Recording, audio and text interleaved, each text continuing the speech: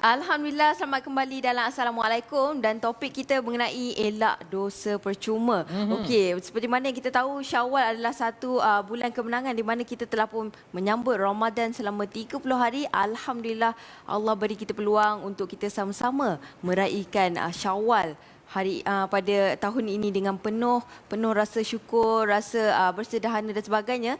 Tetapi sebenarnya kita perlu meraihkan Syawal itu dengan penuh kemeriahan dan sebagainya. Tetapi kita nak juga elakkan daripada Syawal yang kita raihkan menjadi satu dosa percuma bagi kita semua. Jadi itu yang kita takut. Apa yang perlu kita elakkan? InsyaAllah kita bersama dengan panel kita di studio, iaitu Hanan, kenalkan. Okey, kita bersama dengan Ustaz Haji Luqmanul Hakim Haji Hanafi yang merupakan pensyarah Fakulti Syariah dan Undang-Undang Universiti Sains Islam Malaysia. Ataupun kalau di TV Al-Hijrah popular dengan Ustaz Pilot lah ya. Ustaz Pilot. Jadi Ustaz, Assalamualaikum Ustaz. Selamat Hari Raya. Maaf zahir batin Ustaz. Sama Ustaz. Alhamdulillah. Seronok jumpa Ustaz ni Hari Raya ni. Selalunya jumpa kru-kru TV je lah. Bosan Ustaz. Bila jumpa orang luar ni macam seronok kaya. Amboi. Tengok Hanan apa kurangnya. Lebih menonjol daripada signboard belakang. Ustaz. Nasib baik Ustaz. Kalau saya tetap menonjol kan. Anan, kalau tak nampak mana rakan pengacara saya ni. Betul tu Ustaz. Jadi Ustaz, macam tadi saya ada kongsikan di awal permulaan Assalamualaikum, surah Al-Baqarah ayat yang ke-152 kan Ustaz, berkenaan dengan mematuhi hukum undang-undang kan. Jadi Ustaz, mungkin tadi saya membacakan makna kan, tapi mungkin penonton dia nak tahu kan apa makna yang tersirat di sebalik ayat yang ke-152 surah Al-Baqarah ni. Mungkin Ustaz boleh tadabbur sikit. Baik, auzubillahi minasyaitonir rajim. Bismillahirrahmanirrahim. Wa binastain. Assalamualaikum warahmatullahi wabarakatuh. Sedang penonton TV Al-Hijrah rahmat Allah. Alhamdulillah, terima kasih penerbit rancangan TV Al-Hijrah dan juga panel sahabat saya Hanan dan Sofi. Alhamdulillah. Jadi hari ini tajuknya elakkan dosa percuma. Baik, biasa kita dengar ayat ini, tapi kadang-kadang ada orang kata ayat ini ayat biasa je. Tetapi sempena hari raya ketiga ni baru kita tahu ayat ini bahaya, dia ada kaitan dengan elak dosa percuma sempena berakhirnya Ramadan, datangnya Syawal. Lalu ayat yang dikatakan menyentuh tentang elak dosa percuma, lalu dalam surah Al-Baqarah macam Hana sebut tadi ayat 152. A'udzubillahi minasyaitonirrajim. Bismillahirrahmanirrahim. Fazkuruni ashkurkum washkuruni wala taghfurun. Baik. Dalam ayat ini, maka bila ditadabbur balik, elakkan dosa percuma, biasa kita dengar ramai ustaz-ustaz di luar sana, kadang-kadang kita tengok buka YouTube, ada orang kata ayat ini fazkurni ashkurkum. Kalau kau jaga aku jaga engkau. Jadi ustaz, Allah kata kalau kita jaga Allah, Allah jaga kita. Baik. Lalu bila ditadabbur balik, ditengok dalam tafsir Ibnu Katsir, ditengok balik dalam tafsir Ar-Rahman, ditengok balik dalam banyak tafsir, antaranya tafsir Samarqandi. Baik. Lalu dilihat balik terjemahan dan tadabbur balik, maka ayat ini bahaya. Rupa-rupanya apabila ditengok balik, fazkuruni, bila engkau ingat aku ni ingat hukuman aku, ingat pemerhatian aku, ingat undang-undang aku, ingat apa kau buat aku balas. Itu dia. Azkurukum, maka aku akan balas apa yang kamu lakukan. Sebab itu kalau kita nampak ke tak nampak ke, tahu ke tak tahu, rupa-rupanya Allah itu dalam nama Allah 99 Al-Basir, Al-Basar, Allah Maha melihat. Rupanya kalau kita buat sesuatu pun nampak tak nampak, tetap Allah balas. Sebab itu bahaya. Baik, sebab itu Allah kata apa? Washkuruli. Tetapi kalau kamu bersyukur, kita ikut dana Allah. Kita tak lawan apa Allah kata. Allah kata jangan kata belakang. Jangan dedah kamera orang. Jangan buka handphone. Tengok orang tu tak pakai tudung, viral kan. Jangan tengok apa ni khutbah, apa pakai penyapu mok, apalah pakai mok. Ni contoh baru mukadimah. Baik. Wala takfurun. Tapi kalau kita bersyukur, kita tak buat apa-apa, kita ikut apa Allah kata. Allah kata je buat amal ma'ruf nahi munkar, buat baik jangan buat jahat. Baik. Wala takfurun. Jangan kamu engkar perintahku. Maka Allah kata apa? Inna Allah ghafur rahim. Kalau kita tengok ayat Quran lain, Allah kata apa? Kalau dalam tafsir Samarqandi, tafsir Ibnu Katsir, apakah yang dimasukkan wala takfurun? Kalau kamu tak ingkar, maka Allah kata apa? Dia akan beri rahmat. Allah akan bagi maghfirah, sesungguhnya Allah akan mengampunkan dosa-dosanya dan Allah akan menambahkan nikmat-nikmat rahmatnya kepadanya.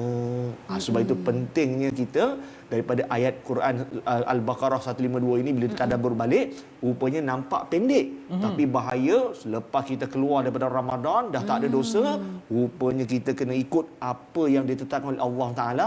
Kalau tak buat, tak bersyukur pada Allah, Allah kata aku balas. Tetapi kalau kita bersyukur kepada Allah, kita ikut undang-undang Allah, lepas Ramadan dah tak ada puasa, dah tak ada lagi dikatakan dosa, mudah-mudahan nama kita nanti kalau kita wafat, kita meninggal dunia, nama kita dia ada di pintu Ar-Rayyan, pintu orang-orang masuk syurga.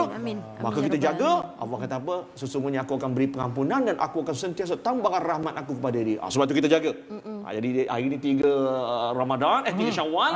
Baik, jadi jangan buat dosa, antaranya dosa percuma. Itu dia bukan di mana dia. Perkongsian yang mantap kan Sofi kan? Betul. Ya Allah, Tuhanku. Kita pun cuak dengar kan. Betul. Ingatkan benda ni benda mudah, rupanya benda berat juga Sofi. Betul.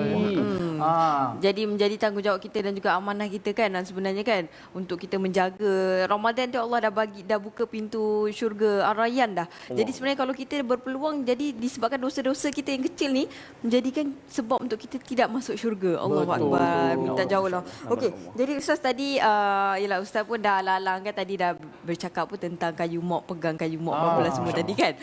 Sebab Ustaz cakap, kita nak tanya Ustaz. Jadi bila kita tahu baru-baru ini juga viral berkenaan dengan perkara ini, dan bila kita tahu sebenarnya ada yang mungkin kurang jelas mengenai betapa pentingnya kita memegang tongkat, ataupun zaman Rasulullah SAW dulu mungkin pegang pedang ataupun busur panah kalau tak silap saya lah. Dan itu menjadi sebenarnya bukan saja simbolik, tetapi dia memberi makna sebenarnya. Dan sebenarnya apa maksud di sebalik perkara itu Ustaz? Silakan. Baik, terima kasih kepada saya Sofi. Baik.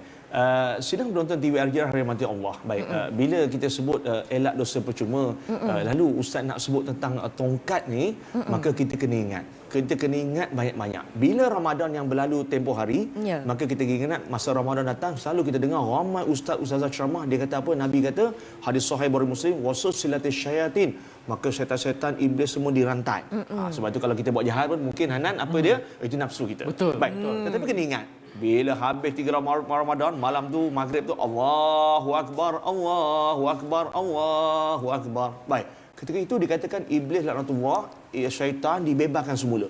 Maka kita terikat balik dengan firman Allah dalam Al-Baqarah. Allah kata apa? Iaitu apabila iblis bersumpah pada Allah, aku akan membawa anak Adam masuk ke neraka bersamaku. Jadi sebab itu kena ingat bahaya bila masuk 1 Syawal, malam 1 Syawal, tiba-tiba tak ada dosa, tiba-tiba kita mula buat dosa. Baik, kita mulakan dengan tongkat ataupun dikatakan ketika khutbah Aidilfitri. Baik, antara dosa-dosa percuma yang kita nak tengok dan kita lihat, kenapa ada orang main-main dikata alah dah raya dah, dosa dah tak ada, benda-benda ni benda sunat. Baik, antaranya dikatakan ketika mana dalam PKPB ni yang diumumkan oleh kerajaan, maka kita pun semayang Aidilfitri di rumah, hanya ada 12 orang ataupun 30 orang, 20 orang saja yang tertentu di masjid dan surau terpilih. Maka di rumah ni macam-macam viral. Ada yang baca khutbah, Masya Allah, pegang buluh, Alhamdulillah. Ada yang pegang tongkat, Alhamdulillah. Ada yang pegang dikatakan kayu yang cantik dihias, Alhamdulillah. Tetapi tiba-tiba ada pegang mop. Tiba-tiba yang paling sedih kali yang saya nampak, ada pegang penyapu. Ada pula yang pegang tongkat Ultraman. Ada pula yang dikatakan ketika khutbah tu dia main-main pula, dia buat tangan begitu. Baik, maka apa cerita dia? Baik. Dalam hadis Nabi Muhammad SAW, dalam kitab fiqh manhaj al-mazhab Imam Syafi'i, dalam kitab mazhab Imam Syafi'i, maka ditengok balik dalam kitab Syama'il Muhammadiyah, ditengok balik dalam sirah Rasulullah SAW, apakah di sebalik sebenarnya tongkat dan apakah yang dikatakan dosa percuma di sebalik khutbah Aidilfitri pada 2 hari yang lepas. Baik. Dalam hadis Nabi, dalam kitab fiqh, sebenarnya bila kita tengok je khutbah Jumaat, bila kita tengok je khutbah Aidilfitri ataupun solat khutbah Aidil Adha, bila tok khatib dia berdiri je, dia pegang je kayu, apakah di sebalik kayu yang dipegang tu masuk tangan kanan, bila nak baca khutbah tu dia pegang tangan kiri. Baik, apa dia? Baik, bila sebut khutbah dalam bahasa Arab, dalam Qamus Lisanul Arabi, maka disebut dengan kamu-kamu yang biasa, maka dipanggil khutbah ni khatib, ini khatib orang yang baca khutbah, khutbah orang yang nak ditujukan peringatan tu. Dalam bahasa kita kalau ikut senang, tazkirah maksudnya nak beri peringatan. Sebab itu bila nak bagi peringatan, nak bagi tahu bertakwa pada Allah, ittaqu Allah, jangan kamu buat jahat. Maka di sebalik dikatakan tongkat itu dipanggil as-surah ataupun dipanggil tamsil, satu perumpamaan nak bagi tahu ini adalah satu kewajipan, satu hukuman Allah. Sebab tu nak bagi tahu tongkat yang dipegang tu nak bagi tahu dia khatib ini menjalankan tanggungjawab Allah. Maka seolah-olah kuasa yang ada pada khatib nak menyampaikan tu, siapa yang tak ikut tazkirah ataupun peringatan Allah, maka ancaman nanti di akhirat Allah akan balas. Allah. Sebab itu dikatakan tongkat ni bila pegang je oleh khatib, tak kisahlah khatib itu masa PKPB ke walaupun Aidilfitri dia pegang, maka dia dipanggilkan satu ancaman, satu peringatan kepada orang yang nak mendengar. Sebab itu khatib yang nak baca ni bukan calon-calon orang.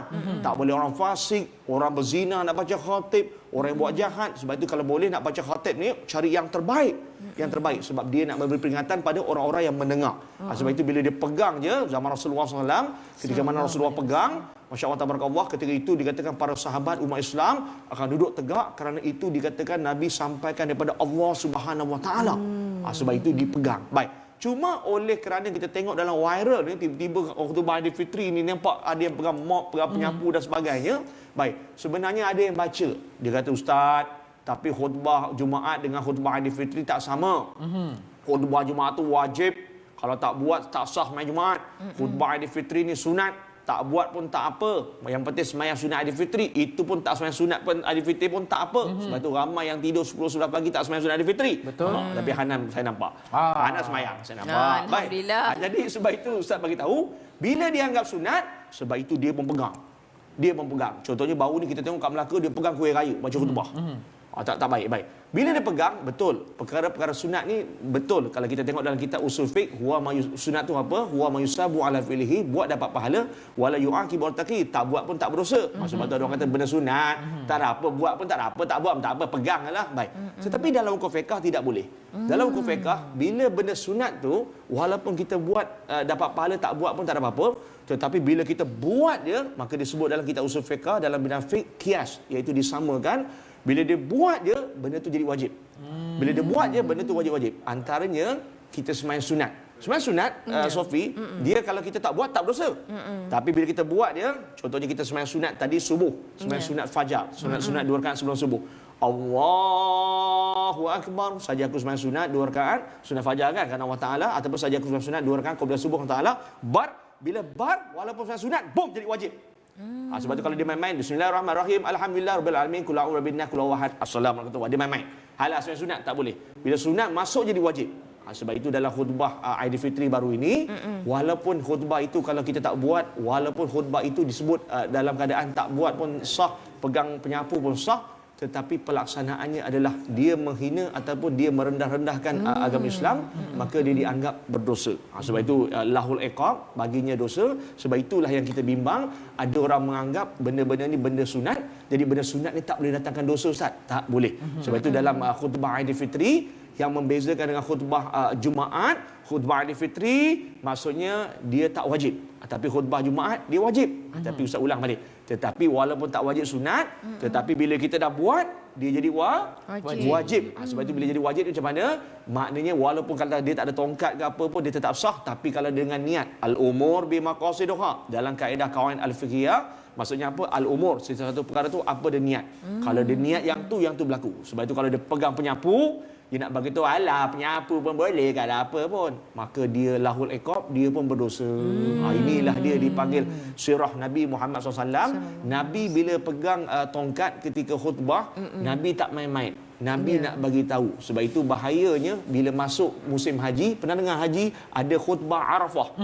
Hanan pergi haji, dia tahu. Sebab itu kalau musim haji pun, saya tak sebut khutbah Aidilfitri, khutbah Aidil Adha dengan Jumaat. Tapi musim haji setahun sekali, bayangkan kat padang pasir itu pun, Tok Khatib nak baca, dia tetap bergantung tongkat. Nak bagi tahu apakah di sebaliknya dalam kitab Hikmah Al-Falsafah At-Tashri', kitab hikmah mengapakah diperundangkan sebegitu. Rupanya Nabi nak bagi tahu bila khatib ini baca, khatib ini dia memberi peringatan daripada Allah Taala dan hadis Nabi, dia nak bagi tahu benda ni kena ikut. Sebab itu bila dia pegang tongkat, ini diberi tahzir, satu peringatan kena buat.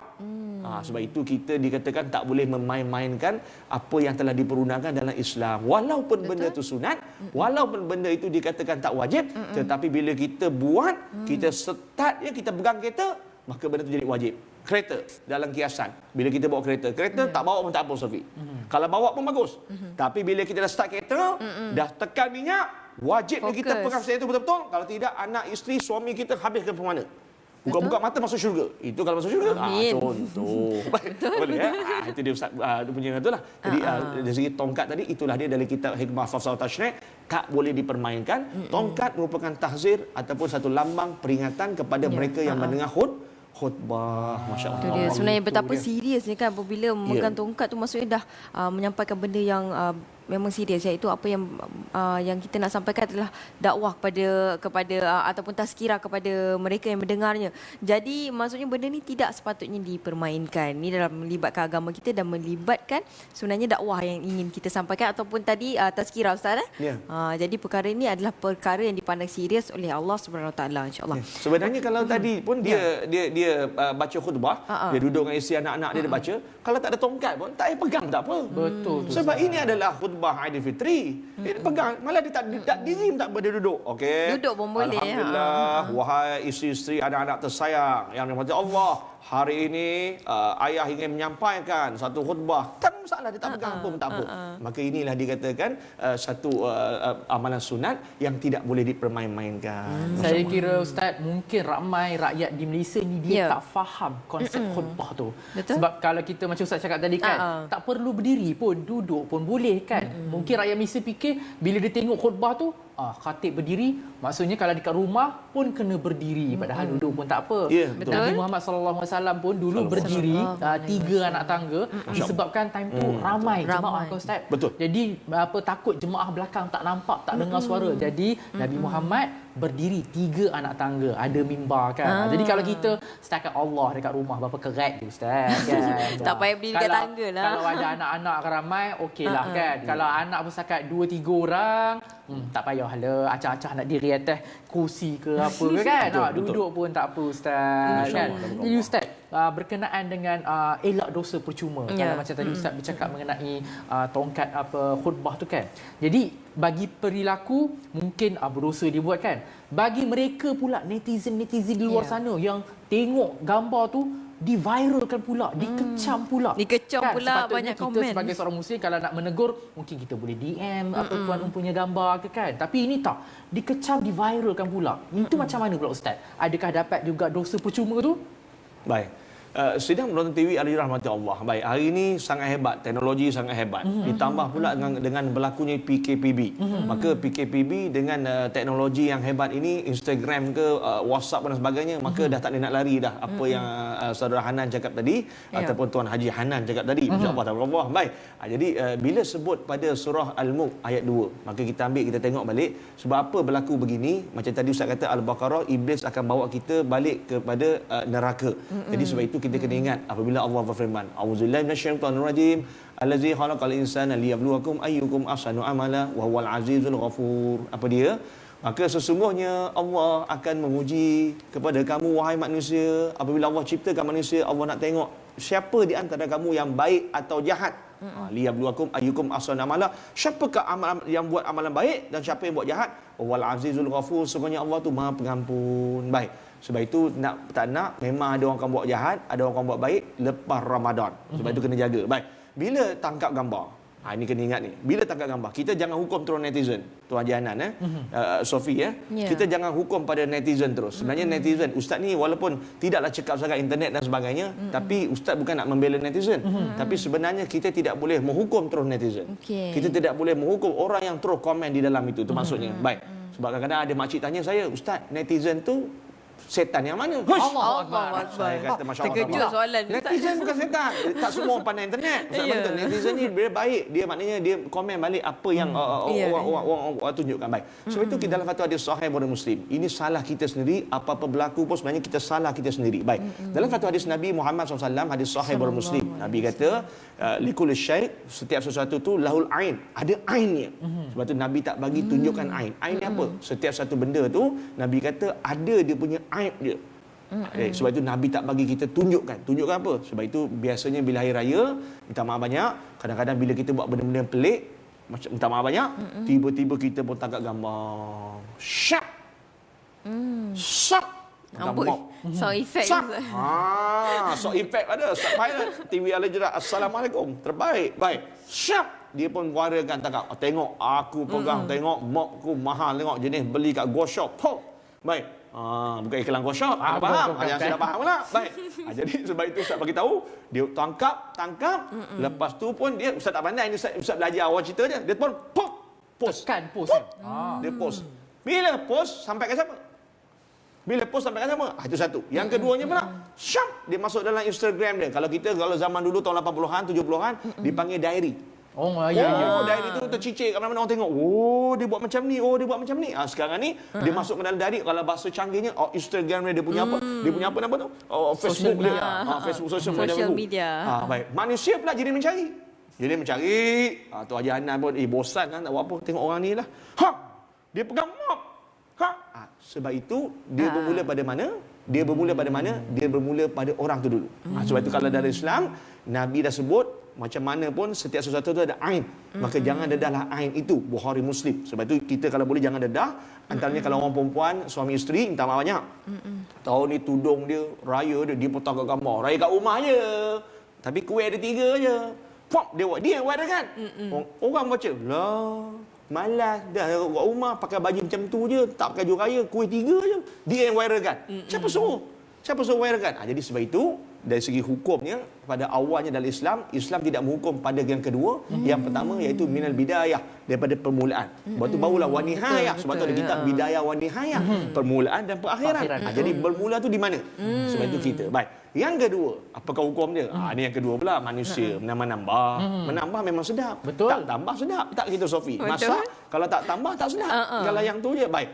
Sebab itu bila dah pop tadi tahu kan? Pop tu dah pop dia mantap. Dah keluar.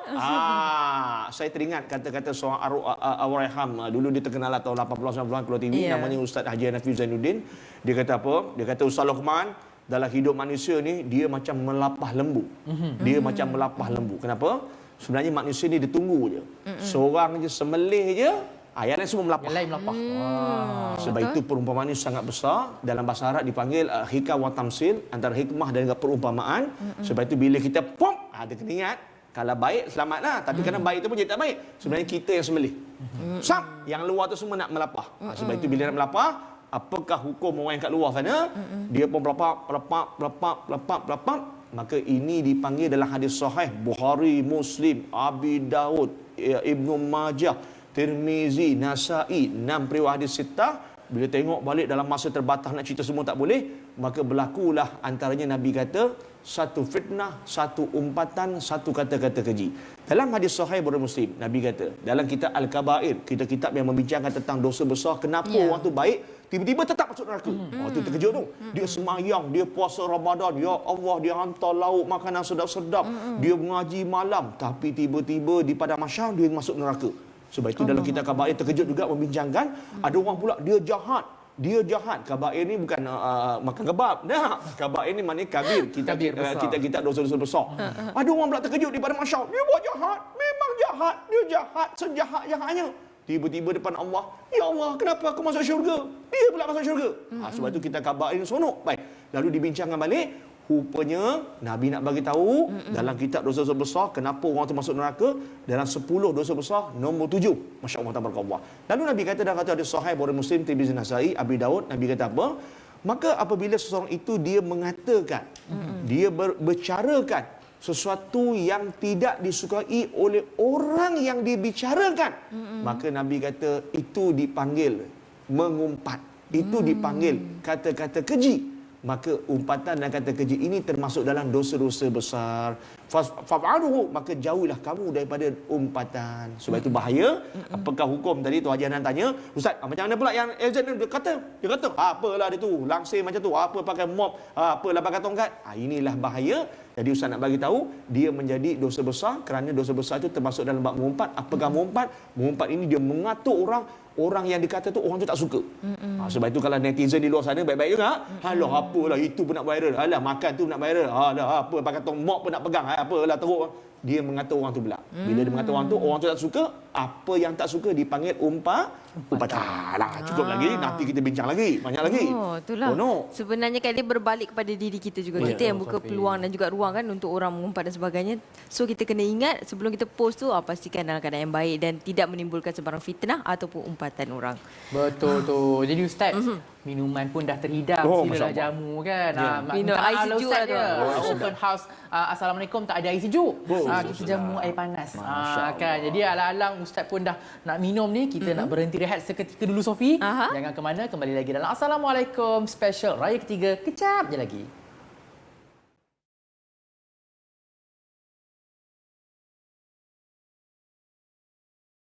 Sebenarnya macam kalau dimaksudkan kita ni dah banyak amal ibadat tapi tetap ke neraka. Penilaian itu kan macam mana sebenarnya? Baik, sidang penonton TV yang dirahmati Allah. Baik, bila kita tengok balik tadi elakkan dosa percuma pasal kerana sekarang ni hari raya Aidilfitri, orang tak tahu tiba-tiba dapat dosa. Yang seronoknya kalau budak dapat duit, tapi PKPB tak ada duit lah kan. Baik, tapi dapat dosa. Macam mana? Baik, dalam kita akan baik dibincang juga sebab dosa percuma ni banyak. Contoh paling senang sebelum kita sebut tadi dalam kita kabair, kadang-kadang sepupu salah dengan sepupu, dosa percuma. Nasib baik PKPB tak ada salam gitu. Baik, kadang-kadang terkata sedikit je, lah rendang tak ada garam. Rendang garam tak ada. Dia tak tahu dia raya rumah orang tu ada darah tinggi, ada sakit jantung, sebab tu kurang sikit rasanya. Baik, lah tahun lepas macam tu juga, tahun ni kursi dia macam tu juga. Ini dosa percuma. Baik, dan pelbagai lagi lah dia mengatakan, lah anak dia pakai kereta buruk, balik-balik raya yang tu juga, anak-anak tak berjaya. Dulu belajar pandai, rupanya kerja tak dapat kerja apa pun lah. Dia dapat dosa percuma. Baik, tetapi bila dalam sebut Al-Kabair, kena seronok pula bila Ramadan dah berakhir, yakin sangat nama kita dari pintu Ar-Rayyan, memang aku masuk syurga pintu Ar-Rayyan. Tetapi dalam kitab Al-Kabair, rupanya ada satu hamba Allah, makhluk Allah, manusia, dia terkejut. Kenapa? Dalam keadaan di pada mahsyar, sepatutnya dia ni masuk neraka.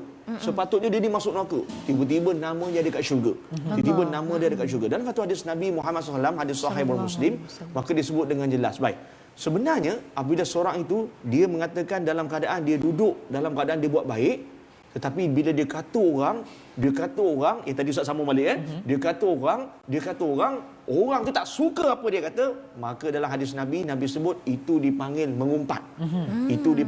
Tadi Ustaz dah sebut kan. Baik, tetapi hadis Nabi tambah lagi, kita berhenti tadi.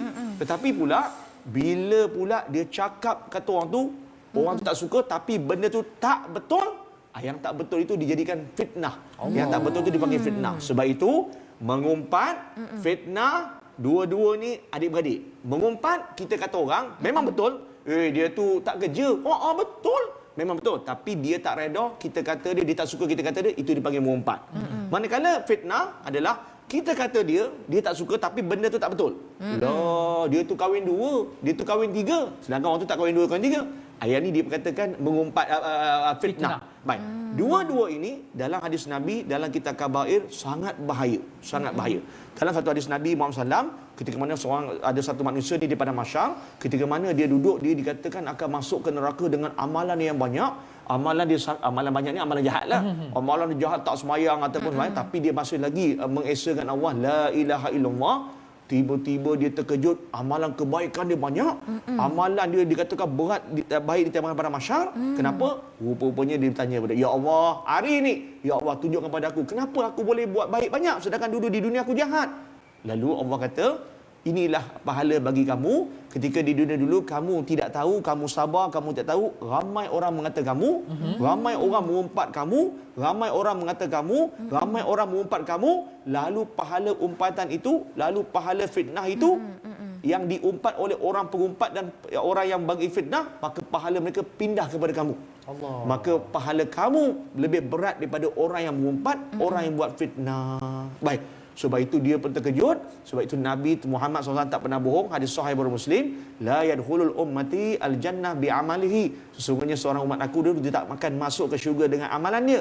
Dengan syurga tu dengan amalan dia. Dua kali Ustaz ulang, illa birahmatillah. melainkan dengan rahmat Allah. Sebab itu rahmat Allah ni apa? Rahmat ni maksudnya kasih sayang Allah. Dulu kat sekolah rendah kita pernah dengar seorang pelacur bagi anjing minum masuk syurga, rahmat Allah. Sebab itu ada orang pula dia masuk syurga, kisah Isra Mi'raj, dia anak yang baik, dia jaga mak dia, jaga ayah dia, anak yang soleh masuk syurga. Sebab itu rahmat Allah ni banyak. Rupanya orang yang kena umpat oleh netizen tu kalau dia sabar kan, dia tak ada dakan aib, tapi orang ni kalau tak ada dakan aib dah. Dia orang kata dia sabar. Rupa-rupanya dalam hadis Nabi, ini Ustaz ambil lagi hadis Nabi antara riwayat Muslim, Nabi mengatakan apa? Mafhum hadis, apabila seorang itu mengata orang, dia dipanggil mengumpat. Apabila seorang itu mengata orang dengan tidak betul, dia dipanggil, dikatakan fitnah. Maka apabila di padang mahsyar nanti, pahala kebaikan orang-orang yang memfitnah ataupun buat jahat ini akan pindah kepada orang yang diumpat. Tetapi walakinnahu, Nabi kata apa? Akan tetapi andai kata pahala kebaikan orang buat fitnah, kebaikan orang buat mengumpat tu dah habis, tak ada, lalu dosa-dosa orang yang difitnah, dosa-dosa orang yang diumpat, dosa-dosa ini berpindah pergi kepada orang yang mengumpat ataupun orang yang buat fitnah. Sebab itu di padang mahsyar, rupa-rupanya patut dalam kitab Kabair itu menceritakan kenapa depan Allah dia dimasukkan ke syurga, rupanya dosa dia tak ada. Dosa dia semua dah dipindahkan kepada orang yang mengumpat ataupun yang buat fitnah. Manakala pahala orang yang buat fitnah, pahala orang yang buat umpat pindah ke orang yang buat jahat. Sebab itu dia tanpa disangka-sangka dia dimasukkan ke syurga. Ini dia Ustaz kata tadi. Sebab itu jangan salah faham. Sebab itu walaupun kita baru 3 Syawal, jadi elakkan dosa percuma. Raya juga, sonok juga. Tapi kena ingat, auzubillahi minasyaitonir rajim, khuliqal jinna wal insan illa liya'budun. Diciptakan manusia ini, jin dan manusia melainkan untuk beribadat pada Allah. Kenapa ibadat? Sebab kita nak masuk syurga. Jadi nak masuk syurga, jaga amalan. Hari ini 3 Syawal, masih belum terlambat. Masih banyak lagi amalan kita boleh teruskan. Lagi kita pergi baik. InsyaAllah. Jadi Ustaz, sebenarnya bila kita cakap tentang kasih sayang Allah, Allah turunkan hanya satu di dunia untuk kita mendapat kasih sayang antara suami, isteri, anak-anak dan sebagainya. Dan kemudian selebihnya 99 kasih sayang lagi Allah tunggu Allah simpan di akhirat kelak. Jadi Ustaz, bila kita cakap tentang perkara ini dan sekarang ni kita berada dalam musim PKPB, pandemik COVID-19, disebabkan pandemik COVID-19 ni, ramai yang ambil kesempatan Ustaz. Bila dah tak jumpa, dah tak bertentang mata dan sebagainya, tak apalah, tak payah minta maaf lah. Tak penting lah, rasa macam Allah tak ada dosa, rasa macam okey je kan. Tapi sebenarnya mungkin ialah banyak dosa yang kita telah lakukan pada rakan-rakan kita mungkin, ataupun saudara mara dan sebagainya. Jadi Ustaz, ini dikira bagaimana Ustaz? Adakah sepatutnya kita juga memohon maaf kepada rakan ataupun keluarga kita tu, ataupun sebenarnya kita boleh diam je, hanya berdoa dan mohon pada Allah untuk memaafkan kita? Baik. Komen Ustaz. Dalam hadis Nabi Muhammad SAW, dalam kitab fiqh sidang penonton TV Al-Rahmati Allah. Baik, kadang-kadang ada orang kata pula Ramadan ni berakhir, datang 1 Syawal. 1 Syawal menjelma kan? Bodoh kan? Baik, dia orang kata alhamdulillah dosa dah tak ada. Tapi yang salam-salam, minta maaf tak gambar, kunjung mengunjung, minta maaf sama Mazatin, itu adat dia tu. Adat. Tak minta maaf. Ikhlas. Adat tak minta maaf tak apa. Alah, cakap je sampai raya kosong-kosong kan? Baik, sebenarnya apakah ini adat ataupun tidak perlu, ataupun dikatakan lah bukan ada apa pun kan? Baik, sebenarnya konsep bermaaf-maafan ni sebenarnya raya 3 Syawal ni kita kena ingat hadis Nabi Muhammad SAW. Baik, dalam kaedah fiqh, kalau di luar sana dikata adat, ni Ustaz tambah dalam kaedah al-fiqhiyah, kena ingat sampai bila. Apa dia? Al-adatu al-mahkamah. Apa dia? Maka ulama fiqh mengatakan adat itu sebagai satu penghakiman. Adat itu dianggap sebagai satu pengadilan. Sebab itu bila adat itu diguna pakai, maka adat itu dikatakan satu kelaziman, satu undang-undang, maka laksanakanlah. Baik. Sebab itu kalau di Malaysia, lepas raya memang ayah dengan mak, anak-anak akan minta maaf. Lepas tu keluar, biasalah sebelum PKPB dulu, dia akan beraya, minta maaf dan sebagainya. Baik. Adakah ini dikatakan satu adat tak payah dan sebagainya? Maka jawapannya salah. Dalam satu hadis Nabi Muhammad SAW, sebab tu walaupun PKPB tak payah jumpa, tapi apa yang kita ada di handphone, telefon adik-beradik, mak perlu, ini bukan adat. Baik, Nabi SAW bersabda, jangan main-main. Baik, lalu Nabi kata apa? Sebab apa dikatakan dalam pintu Ar-Rayyan, pintu orang masuk syurga dalam puasa, kenapa dikatakan lepas Syawal Nabi suruh keluar rumah, pergi berjumpa, pergi bersalaman, bertemu antara satu sama lain. Baik, lalu Nabi kata apa? Dalam hadis-hadis sahih, Ustaz ambil hadis riwayat Muslim. Baik, Nabi bersabda, baik ya, apabila seorang itu berpuasa, maka dosa dia ketika mana dia memohon ampun kepada Allah SWT, maka dosa itu akan diampunkan oleh Allah SWT ke atas orang yang berpuasa kerana dosa-dosanya kepada Allah Subhanahu Wa Taala. Tetapi Nabi berkata, apabila berakhirnya Ramadan, maka datangnya Syawal, maka bertemulah kamu dengan orang di luar, maka bertemulah kamu dengan jiran tetangga, saudara mara, maka mohonlah kemaafan. Kerana kemaafan itu antara manusia dengan manusia, maka kemaafan itu tidak akan tercapai. Nabi kata tidak akan diperolehi selagi mana orang yang kita umpat itu tak memaafkan kita. Sebab itu kena ingat dalam kitab fiqh, dalam kitab tauhid dan sebagainya, hablum minallah, hablum minan nisa, jaga hubungan kita dengan Allah, jaga hubungan manusia. Sebab itu bila dengan Allah, kita minta ampun pada Allah. Kita buat jalan Allah, ya Allah dulu aku tak semayang, itu kita minta ampun pada Allah. Tetapi bila kita buat dosa dengan manusia, itu yang kalau kat Malaysia, Jakim kata, Mufti kata, Ustaz-Ustaz kata, keluar bersalaman dengan mak ayah. Sebab itu Nabi kata apa, hadis sahih riwayat Muslim tadi, tetapi dosa manusia dengan manusia, maka hendaklah dia memohon ampun kepada orang yang diumpat, orang yang dibuat dosa tadi. Selagi mana orang yang diumpat ataupun orang yang dibuat dosa tadi tidak ampunkan dosanya, maka dosanya tidak akan terampun. Hadis sahih riwayat Muslim. Jadi konsep bermaaf-maafan dalam Aidilfitri ini memang kena. Sebab itu kenapa kena?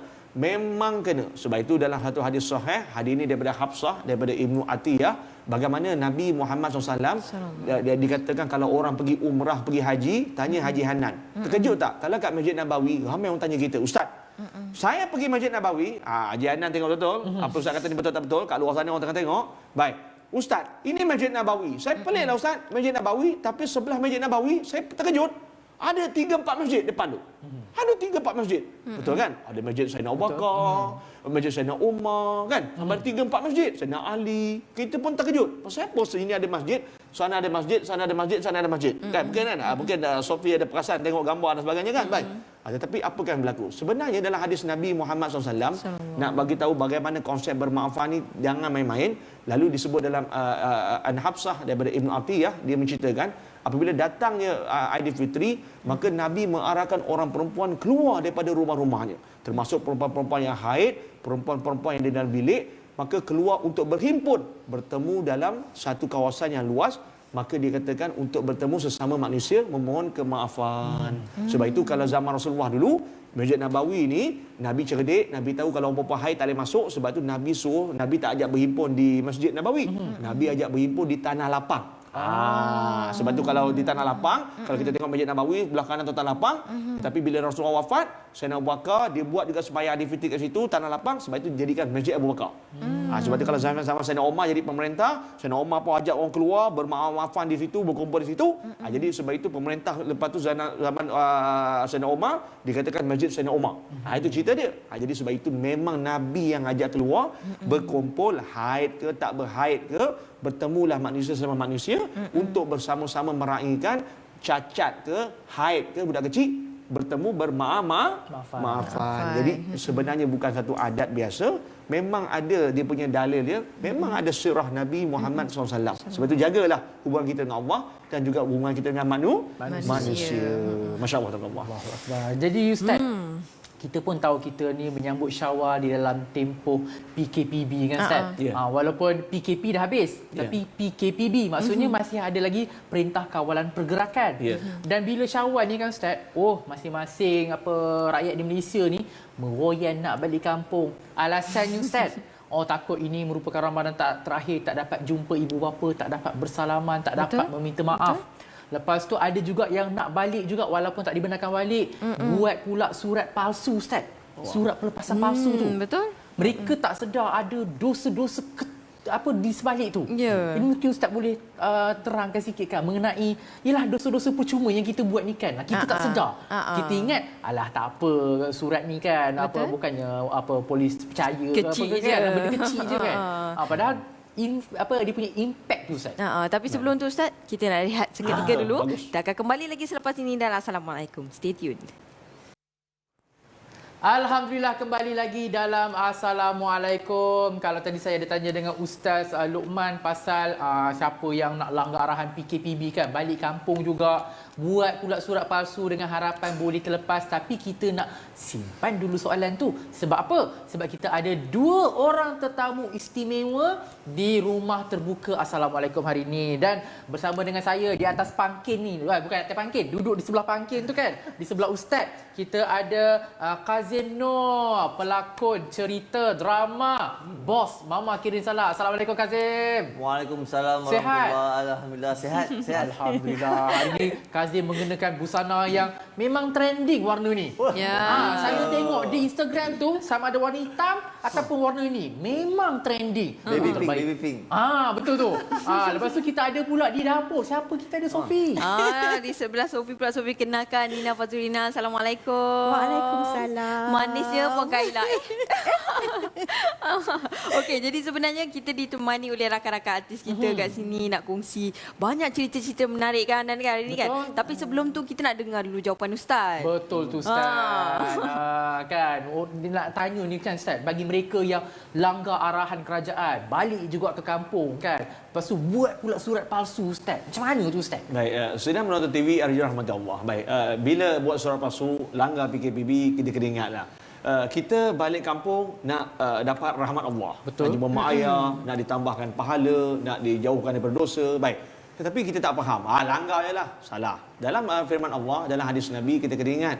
Dalam kitab fiqh disebut, Ati Allah wa Rasul wal uli amri minkum. Taatlah kamu pada Allah, pada Rasul dan pemimpin kamu. Jadi pemimpin kita siapa? Kerajaan. Bila kerajaan, hukumah ni kerajaan Malaysia. Sebab tu bila kerajaan kata bahaya balik, bahaya bawa penyakit pada mak ayah, bahaya menyebarkan penyakit. Sebab itu bila tak diberi oleh kerajaan itu siapa? Uli amri minkum, pemimpin di kalangan kamu. Dia tak bagi, maka bila kerajaan tak bagi, taat pada Allah, taat pada Rasul, pada pemimpin tak bagi, hukum jadi wajib. Sebab itu kalau dia tipu surat, dia tipu juga kata-kata, alah polis saya ni lepas-lepas. Tengok aku lepas juga. Dah lah lepas, tak cerdik bagi tahu lah. Betul. Bukan air lagi. Bukan nak subahat. Baik. Jadi dia dianggap menipu, maka sia-sialah dia balik ke kampung, dia juga lahu ekop, dia menambah dosa dia. Dan sebenarnya tak perlu buat dosa, Ustaz pendekkan saja. Semua orang nak balik kampung. Betul. Semua orang nak pergi ziarah. Tetapi dalam ziarah ni apa? Kena ingat fakta ataupun poin lepas Aidilfitri ni kita nak pergi ziarah sebab hadis Nabi. Man sarahu ayyub sata rizqu. Siapa nak luahkan rezeki dia, fal anyasha fi umrihi, dan siapa nak panjangkan umur dia, Nabi kata fal yasir rahimahu, hendaknya dia menyambung silaturahim. Jadi kalau tak balik kampung pun tak ada masalah. Kalau kata umur nak panjang, rezeki nak luas, kita ada telefon. Betul. Assalamualaikum mak. Luqman tak dapat balik mak. Polis tahan mak. Bahaya mak. Penyakit mak. Ada banyak merebak. Baik mak ya. Mak jaga dia baik-baik. Luqman masukkan mak 500 duit raya mak. Kazim Noor lagi nak. Contoh kan. Pandai dia Pak. Baik. Jadi sebab itu sampai juga rezeki luas dan juga umur panjang. Itu yang kita nak. Nabi suruh kita pergi ziarah, rapatkan silaturahim supaya rezeki kita bertambah, umur kita panjang. Jadi kalau tak boleh PKPB, kita boleh melalui tali, phone, WhatsApp dan sebagainya. Itu saja seringkasnya. Allahu Akbar. Rasa seronok pula bila Ustaz kata dapat duit raya daripada Kazim Noor. Kan? Jangan lupa rakan-rakan yang lain. Jadi kan, ala-ala Ustaz dah sebut tadi, kita ni nak balik kampung sebab nak mendapat rahmat semua kan. Jadi saya pun tengok Kazim Noor ada di studio. Nina pun ada di studio. Maksudnya dua-dua tak balik kampung. Kan? Beraya bersama dengan kita orang semua. Jadi Kazim, macam mana suasana raya tahun ni kan? Sebab katanya kampung ni mana? Di Muar je. Di Muar. Jadi macam mana tahun ni tak dapat balik beraya? Okey, terima kasih. Assalamualaikum, jemput saya. Okey, memang kebiasaannya setiap tahun kalau raya, di Muar memang tak ada siapa sebenarnya. Cuma ada pakcik-pakcik dia, arwah atuk nenek, arwah mak ayah pun tak ada lah. Tapi saya akan menumpang kasih di kampung orang rumah saya, di Teluk Intan, Perak. Jadi setiap tahun memang saya tak pernah miss balik kampung di Teluk Intan, Perak. Cuma tahun ni bila tak dapat balik, rasa mula-mula tu rasa geram juga kan, memberontak juga rasa ni macam kenapa aku tak boleh balik ni, macam tak boleh percaya, macam tak masuk akal ni. Tapi kena berpatah balik kepada kenapa tak boleh. Secara logiknya memang disebabkan penyakit ni, penyakit wabak virus ni. Jadi saya terpaksa akur dengan apa yang kerajaan minta. So nak tak nak saya, tapi saya terpaksa explain kat anak-anak sebab anak saya ramai. Betul. Nampak macam tak ada kahwin lagi tapi Oh, ya Allah. Ya, Masuk berapa langkah sendiri ni? Jadi saya cakap dengan anak saya, okey, tahun ni kita tak boleh nak balik kampung, kita terpaksa beraya di sini. Tapi alhamdulillah anak-anak saya walaupun yang umur 6 tahun dah tahu dah. Virus, wabak. Baba, wabak ni tak hilang lagi ke? Virus ni tak hilang lagi ke? Pandai, Itu yang saya rasa macam seronok sangat bila anak-anak saya diorang faham. Jadi terpaksalah kita berkumpul ramai-ramai di rumah dengan anak-anak semua buat cara sederhana gitu. Itu dia kan. Tapi betul apa yang Kazim cakap tadi. Ya. Sebab dia bila bergambar dengan anak-anak dia macam abang dengan adik-adik. Tapi itulah orang tak tahu. Yang dia sebenarnya orang dah tahulah tua ke muda. Sebenarnya. Betul. Saya setuju Kak Nina. Okey, Kak Nina macam mana raya tahun ni? Raya tahun ni, okey sebelum tu Nina nak ucapkan terima kasih banyak-banyak kepada TV Hijrah sebab sudi menjemput Nina ke studio hari ini. Dan sebenarnya nak bagi tahu juga, rindu sangat dengan TV Hijrah ni. Dah 2 bulan kan sebab PKP, lepas tu kita puasa. So 2 bulan kita orang pun stay home, tak syuting. Kalau tidak sebelum ni syuting Bos Mama Kirin Salam. Hari-hari kan? Hari-hari kat sini. Betul. So 2 bulan memang rindu. So hari ni hari pertama menjejakkan kaki balik kat TV Hijrah. So rasa macam, betul ke ni? Excited kan? So alhamdulillah kita pun dah berpuasa dan kita pun dah sambut raya. Hari ni pun dah masuk Syawal yang ketiga. Betul. Dan ini adalah pertama kali Nina menyambut Aidilfitri di KL.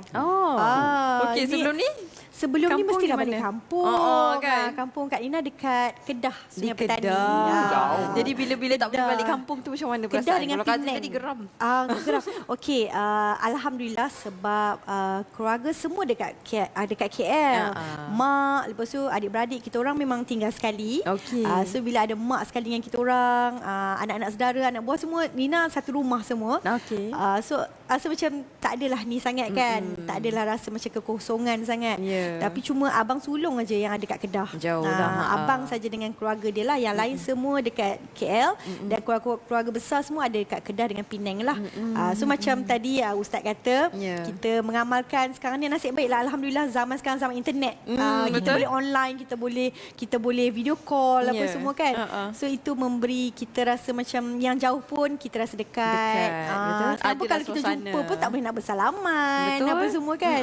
So sama je. Yang penting message tu sampai, kita ucap selamat raya, kita bermaaf-maafan, kita menyambung silaturahim. Itu yang penting. Jadi mungkin yang berbezanya adalah lokasi itulah. Kalau dulu balik kampung susah payah jam betul, kan betul. semua kan. Tapi tahun macam ni mana senang. pun walaupun kita raya kat rumah sendiri, tapi tetap bersiap, okey? Itu yang paling penting. Pagi-pagi tetap mandi, bersiap, make up, pakai baju. Yes. Macamlah kita nak pergi beraya dekat Beria. luar. Beria sebab apa? Macam mana pun Kazim, Ustaz Hanan, macam mana pun kita nak beraya tu kita kena Dia kena rasa ada feel tu. kan? So feel tu macam perempuan kita make up semua kan. Betul. Padahal make up turun bawah, salam dengan mak, salam dengan suami, salam dengan anak-anak saudara. Habis dah. Adik-adik semua dah habis. So yang lainnya sesi photoshoot lah. Itu yang paling penting. Yang tu OOTD dia bagi raya. OOTD, yes betul. Okey, jadi apa antara menu yang biasanya wajib ada untuk setiap kali hari raya yang Kak Nina suka sediakan? Itulah macam biasalah kan. Raya-raya semua mesti ada ketupat, rendang, lemang semua kan. Semua tu ada alhamdulillah. Ada. Ada kuah kacang lah semua. Cumanya speciality kalau mak Nina dia masak orang serondeng ataupun rendang kan. Dia serondang. Serondang. Dia campur rendang dengan serondeng. Jadi serondang. First time dengar ni. Kan. Tak tahulah macam mana tapi memang sedap lah kita orang daripada dulu makan kan. Tapi kalau belah mak mertua pula. So sebab mak mertua kat Penang kan. Jadi kakak ipar dekat sini, kakak ipar pula yang mewarisi masakan tu. Dia masak kalau tak tahulah kalau orang yang sebelah-sebelah Indonesia dia tahu. Dia sup bamia. Sup bamia tu daripada ekor lembu. sup ekor lah. Tapi dibuat pekat-pekat tu, lepas tu kita cicah dengan roti. Ya Allah, terlain Leo dah ni. Roti kalau kat Penang roti Bengali kita cakap. Ya, betul. Sedap tu. Itu speciality lah. Tapi yang lain macam ketupat, rendang, lemang tu ada juga. Ada juga. Sophie pun sama kan? Mesti masak macam-macam ni. Oh ya Allah, kita mak yang masak juga. Nampak pandai kita Tapi Kazim tu pandai masak tau Nan. Ini dia memang pandai dengan masak. Kazim ni kan. Okey. Macam Kazim daripada Muar, isteri daripada Teluk Intan Perak. Jadi selalunya kalau tiap kali raya kan, juadah open house sebelum ni, masak apa? Masakan Muar ke Teluk Intan? Okey, untuk raya masakannya memang standard. Standard maksudnya semua daerah semua ada. Semua daerah semua ada. Rendang lah, ayam masak merah. Tapi favourite saya setiap kali tahun raya, saya akan masak ayam masak merah. Itu memang menu wajib lah. Disebabkan saya ni memang hobi memasak. Saya ni suka hobi memasak. Siapa yang ada follow saya punya Instagram, siapa yang follow saya punya Facebook, Saya tak follow. memang tahu yang saya suka memasak.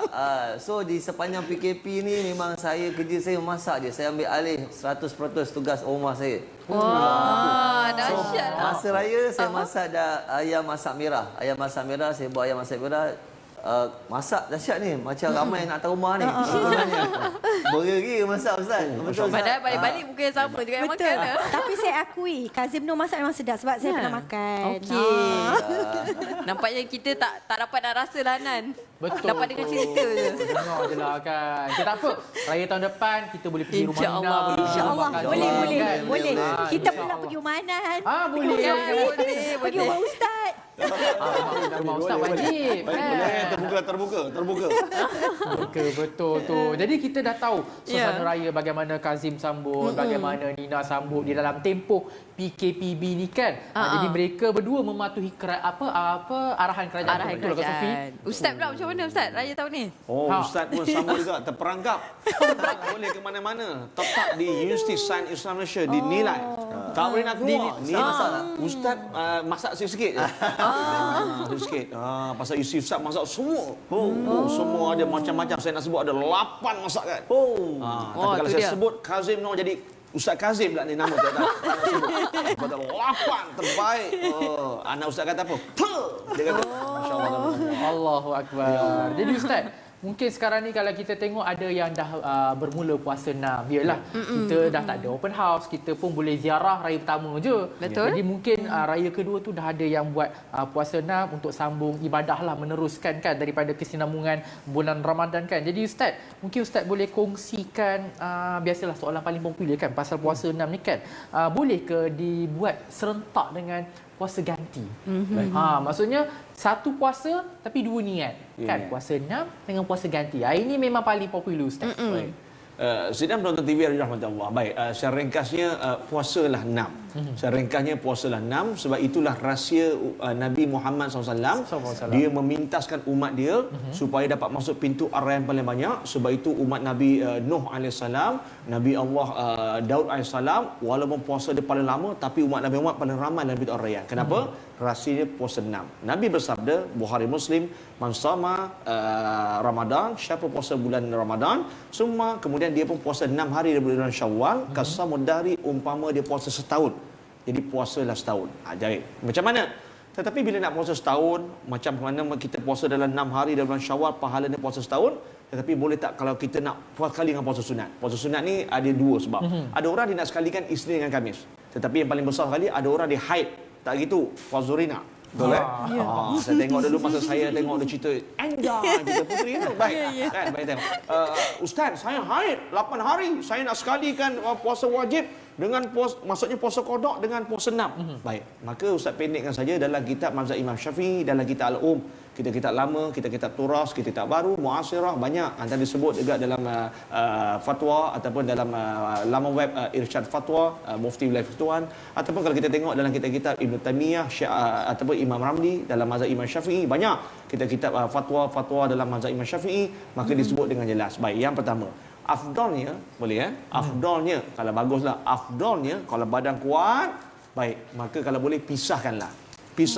Maksudnya kalau badan kuat, puasa 6 lain, puasa qada lain. Jadi kalau badan kita kuat, maknanya kita puasa dulu yang qada ni haid, kita qada dulu, lepas tu baru kita puasa Sekarang ni yang wajib itu lebih wajib dan lebih afdal. Sebab itu dalam satu hadis Nabi Muhammad SAW, hadis kursi daripada Allah, Nabi sampaikan, Nabi kata apa? Allah sebut, serapat-rapat orang yang paling hampir dengan aku adalah apa? Allah kata, orang yang menjaga kewajipan kat atas aku. Dan saya sayang, orang yang paling aku sayang, orang yang menjaga sunnah. Sebab itu kalau boleh kita kodok dulu, lepas tu barulah kita buat puasa 6. Tetapi nak puasa wajib, nak puasa 6 kadang-kadang tak langat. Betul. Tak gitu Tuhanan. Tuhanan tak tahu macam mana lah kan. Baik. Sebab itu kadang-kadang saya tak sebut orang belakang. Sofi saya tak tanya. Sofi dah lain macam lah. Saya tak tanya puasa Rina. Sofi baik. Jadi macam mana Ustaz? Kita menyusul lagi kan. Menyusul anak. Ya, ada ini. Benar. Nak puasa Isnin tak suami datang. Allah. Apa ni orang puasa dia datang pula. Sudah kan. Saya tak cakap apa-apa. Orang penonton faham. Baik. Ada masalah orang perempuan ni kesian dia nak puasa sunat nak kena minta izin suami. Hukum mana nak kahwin kan? Nak kahwin. Baik. Jadi sebab itu macam mana? Baik. Sebab itu dipanggil ada keuzuran. Sebab itu dalam kitab fiqh, sebab itu dalam hadis Nabi, firman Allah kan, disebut dengan jelas kan, pemudahkanlah yasir wala tu'asir, hendaklah dipermudahkan yang susah kan. Maka dalam kitab fiqh, dalam mazhab Syafi'i, maka bila dia ada keuzuran, memang susah dan sukar, ataupun memang dia nak buat puasa qada dengan puasa sunat, maka hukumnya tetap sah. Boleh. Tetapi dengan syarat, hendaklah diniatkan sekali. Sekali itu macam mana? Sahaja aku puasa, ganti dan juga puasa 6 esok hari. Boleh kan? Kerana Allah Ta'ala sekurang-kurangnya kita niat pendek macam tu. Maka apabila dia berniat dua tadi, fatahsil fahasala, maka terhasillah dia kedua-dua pahala tadi. Baik. Sebab dikiaskan macam orang mandi wajib, baik. Tuan Zeno jangan tengok saya macam tu. Macam mandi wajib. Saya tengok gambar tadi orang rumah dia, masya-Allah lawa. Kredit. Mana ustaz boleh datang makan ayam masak merah hari ke rumah. Baik. Orang mandi wajib, dia mandi wajib hari tu hari Jumaat, mandi wajib. Tak kahwin lagi, tak tahu. Baik, bila mandi wajib ni dia pun air jatuh je pagi tu, sahaja aku mengangkat hadas besar ke atas surban termasuk rambut aku Allah Taala. Baik, dalam kitab fiqh, dalam kaedah fiqh, yang besar, yang kecil duduk dalam yang besar. Yang kecil dulu besar. Sebab itu bila dia angkat dia ada besar, sedangkan pagi tu pagi Jumaat, ada mandi sunat Jumaat. Kena pula kalau pukul 6 pagi ada mandi sunat fajar, mandi subuh. Dia keluar je pada mandi wajib tu, automatik dia pun dapat pahala mandi hari Jumaat, mandi sunat. Sebab itu nikmat dalam Islam ni banyak. Itulah kelebihan-kelebihannya. Jadi orang yang haid di luar sana, orang yang nak qada puasa di luar sana, kalau tidak mampu, ustaz macam mana. Sebab itu dalam Islam tak berat. Jangan nak bergaduh. Alah yang ni tak buat, yang ni susah buat. Lah kali puasa sunat tak buat, puasa wajib pun tak buat. Habis. Jadi carilah yang mudah. Kalau tak boleh juga nak jaga anak. Sofi kata apa tadi? Ustaz suami lagi. Tak, anak lagi. Baik. Carilah yang terbaik. Jadi buatlah kalau betul tak mampu, ambil puasa qada haid 8 hari. Kebetulan pula memang nak puasa 6 hari. Jadi niat dua-dua, insya-Allah dua-dua dapat. Tapi kalau kuat, afdalnya asingkan. Kejar dulu yang wajib, barulah yang sunat. Tapi orang kita tak, nombor 2 lah. Semua uzur. Daripada tak buat, baik buat. Ustaz, kalau macam puasa 6 tu, kita boleh tak kalau selang-seli atau kena straight? Wah, hebat. Tengok yang tanya saya siapa, bukan Tuan Haji. Tengok. Bukan calang-calang. Sangka pula pelakon puteri ni tanya saya. Baik. Jadi Ustaz nak bagi tahu sebenarnya dalam Islam dia tak ada dipanggil apa? Dipanggil haraj, la haraj, tak ada kesusahan. Sebab itu bila tak ada kesusahan, dia nak puasa 3 Syawal satu hari. Dia nak selang lagi pula 8 Syawal kali kedua. Dia nak selang pula 24 Syawal. Dia nak selang pula 29 Syawal. Boleh selagi mana dapat 6. Tapi hari ini dah tak ada lagi rumah terbuka. Jadi tak payah nak lompat-lompat kan. Lompat sehari 2 hari pun boros saja. Tapi nak terus Tuan Azno, mana tahan ayam masak merah, panggil lah datang. Itu dia kan. Tak boleh Ustaz PKPB. PKP di rumah dia dekat. Bocor rahsia sedang penonton, rumah dia di Kepung. Jadi daripada TV Al-Hijrah nak ke Kepung tak ada halangan. Jadi Ustaz, saya nak baca sikit perkongsian daripada Facebook Live TV Al-Hijrah daripada Faridah Samsudin. Dia kata, Ustaz, mak saya usia 90 tahun. Masya-Allah. Masya-Allah. Saya di Kelantan, mak di Dungun Terengganu. Dia oyak.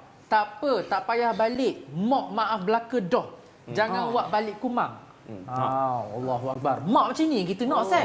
Tak payah. Masya-Allah. Tapi orang Terengganu tambah. Apa? Nak cari mak macam ni, guana ke maknya? Ha. Guana nak dapat maknya ni. Mak mertua ni maknanya mak mertua sporting. Mak mertua. Inilah mak mertua yang kita nak cari. Jadi kalau macam itu saya kena cari calon mak mertua di Dungun lah Terengganu. Betul kan? Masa nak pergi rombongan, jangan lupa ajak Ustaz. Boleh. Hotel support. Saya kena lead lah Saya kan. pun teruja kat dengar ni. Tapi tak ada apa-apa lah. Kazim nak tambah ke? Okey, kita pun nak berhenti berehat dah ni. Jangan panjang-panjang bahaya. Oi, mengamuk orang tu intat kan. Okey, itu dia perkongsian daripada Facebook Live. Jadi kita nak sambung lagi sembang-sembang raya kita bersama dengan Kazim dan juga Nina. Tapi kita nak berhenti rehat dulu. Jadi Kazim dengan Nina bolehlah jamu-jamu kuih yang ada atas meja tu ya. Itu je lah yang kami mampu. Ya, tak apa. Tak ada pun ayam masak merah. Tapi tak apa, insyaAllah next time ya. Okey, jadi kita berhenti rehat seketika. Jangan ke mana, kembali lagi dalam Assalamualaikum selepas ini.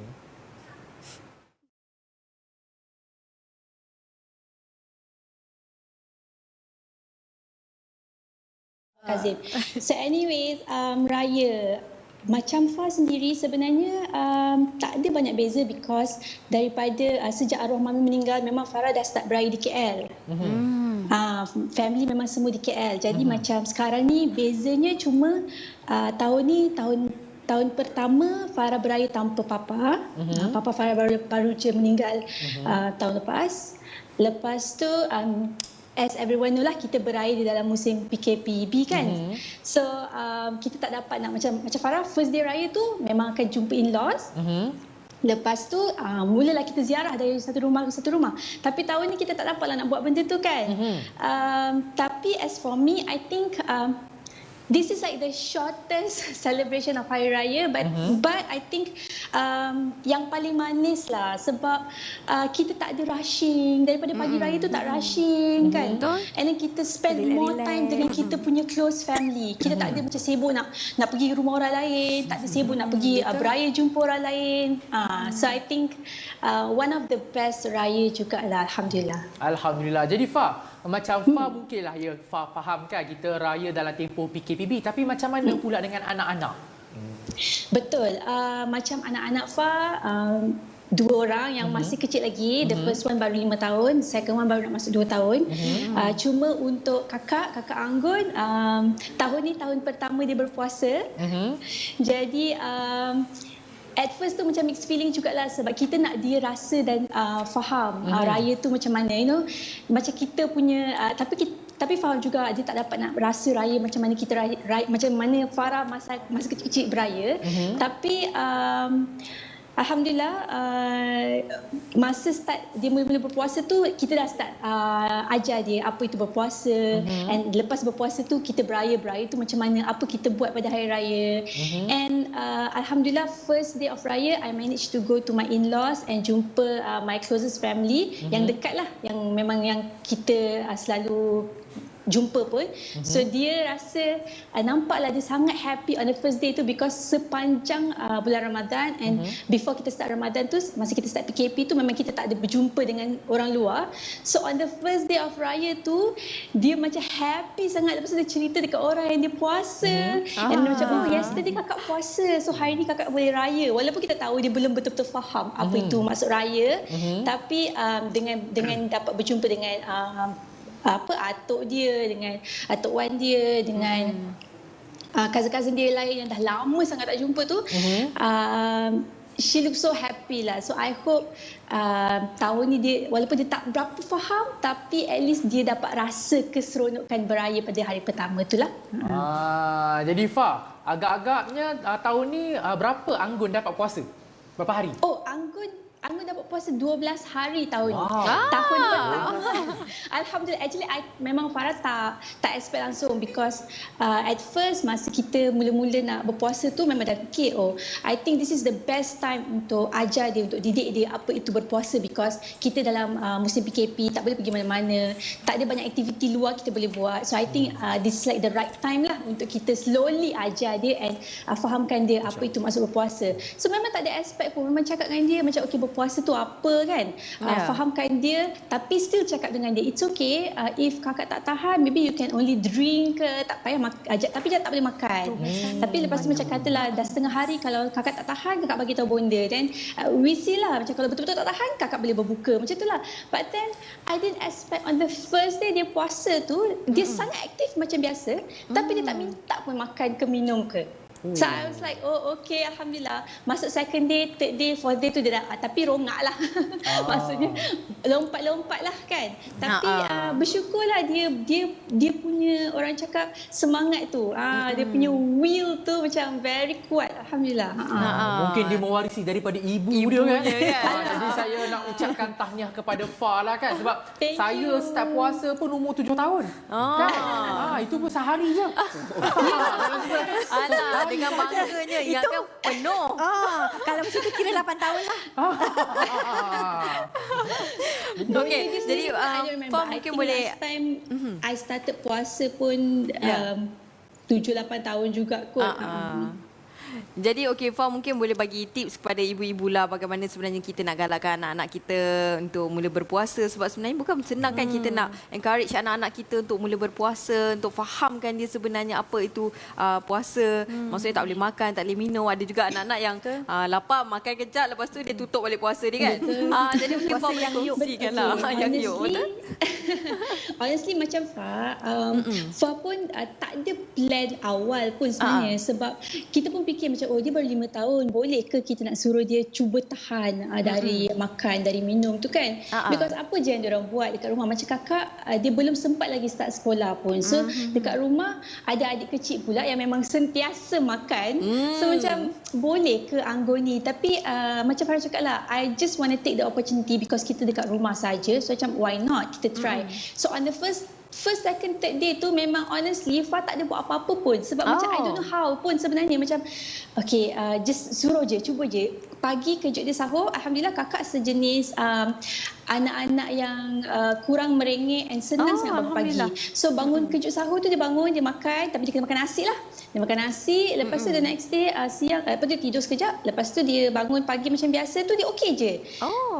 Tapi what I do is first, second, third day tu Fa macam observe lah, tengok whether dia betul-betul tahan atau dia terpaksa tahan. Kan sebab kita tak nak dia terpaksa sampai macam sakit perut ke. Betul. Jadi kita observe, tengok kalau ada hari yang dia macam cakap, bonda kakak memang lapar sangat ni, kita tengok betul ke dia betul-betul lapar, betul-betul tak tahan, macam tu.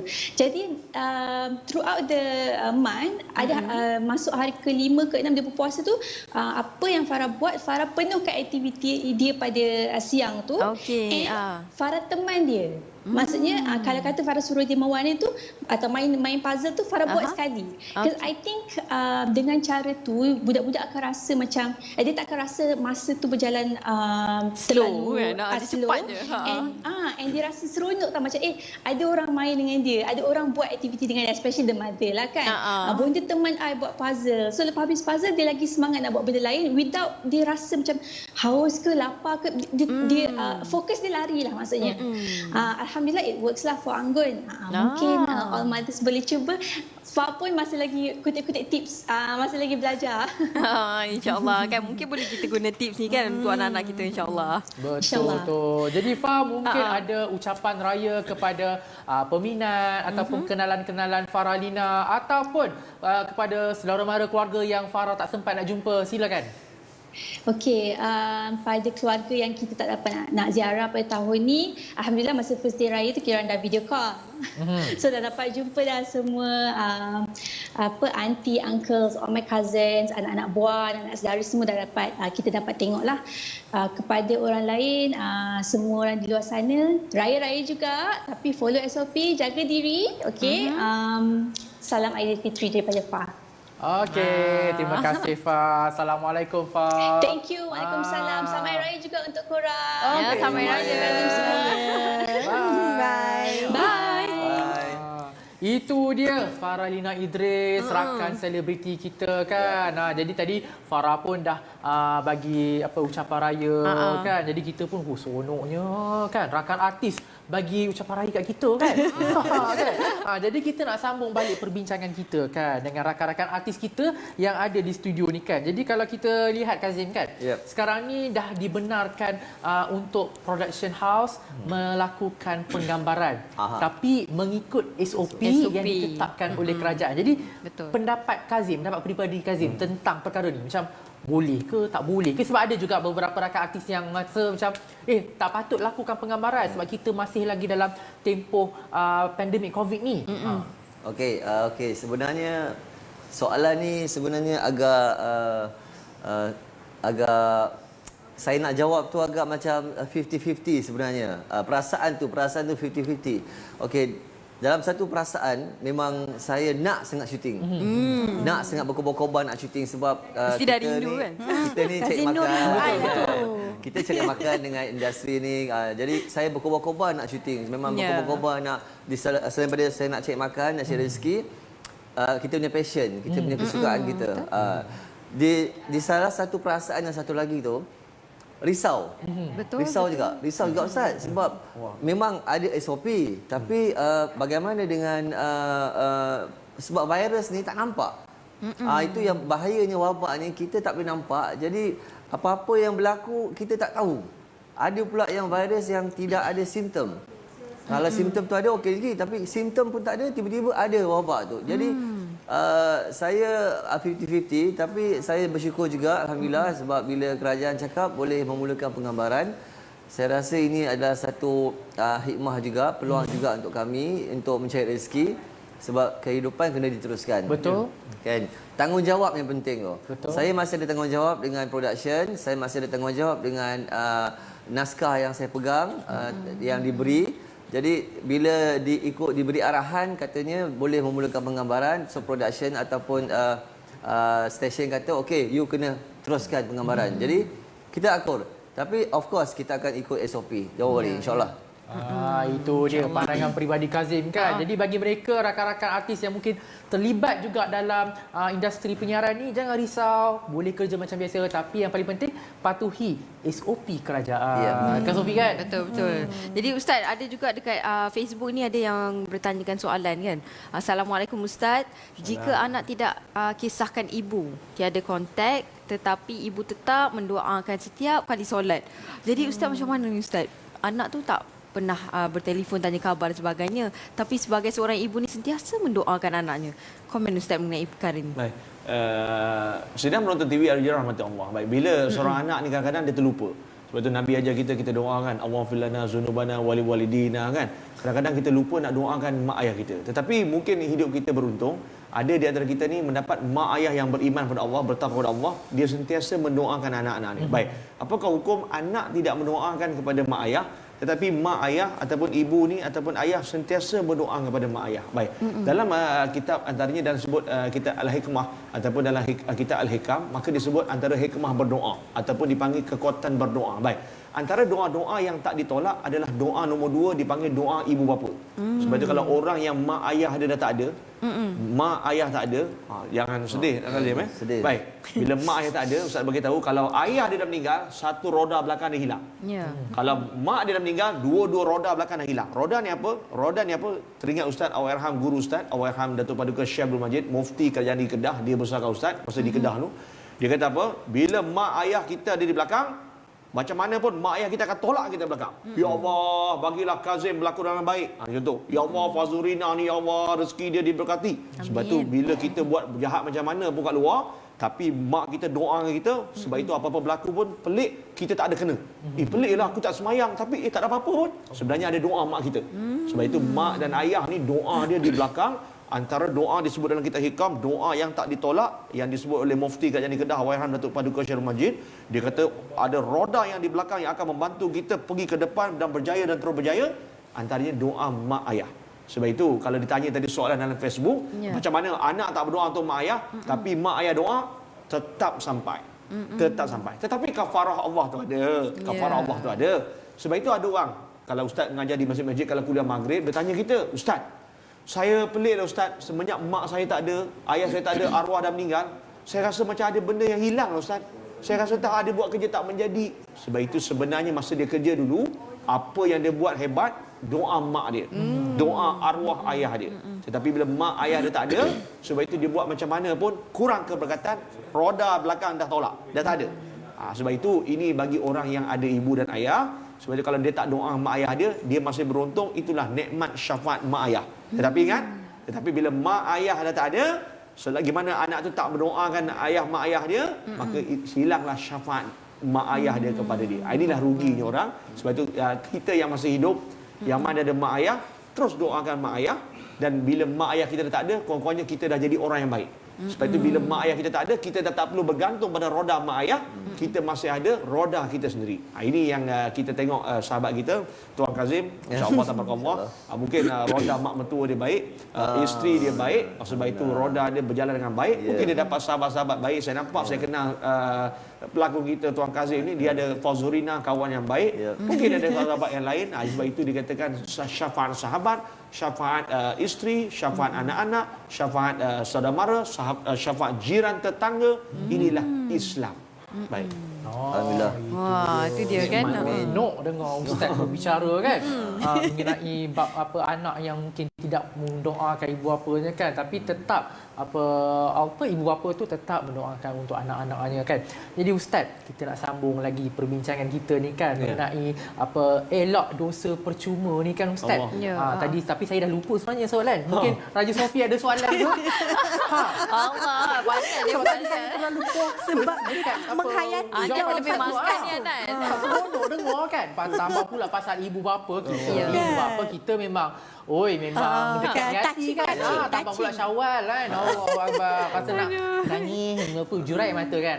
Sofi silakan. Okey, jadi mungkin Ustaz boleh kongsikanlah kepada kami semua. Kadang-kadang kita ni buat dosa, kita secara tak sengaja, kita tak nampak kan. Secara macam rasa benda tu biasa, tapi sebenarnya luar biasa kan. Jadi untuk kita nak sama-sama elak daripada kita melakukan dosa secara percuma ni, macam tadi Ustaz ada kongsikan sikit tadi mengenai mungkin dari segi aurat kita, bersalam-salaman bersama sepupu dan sebagainya. Tapi PKPB ni alhamdulillah kita dilindungi daripada melakukan tu. Tapi ada juga ruang-ruang lain yang mungkin kadang-kadang kita sendiri tak perasan.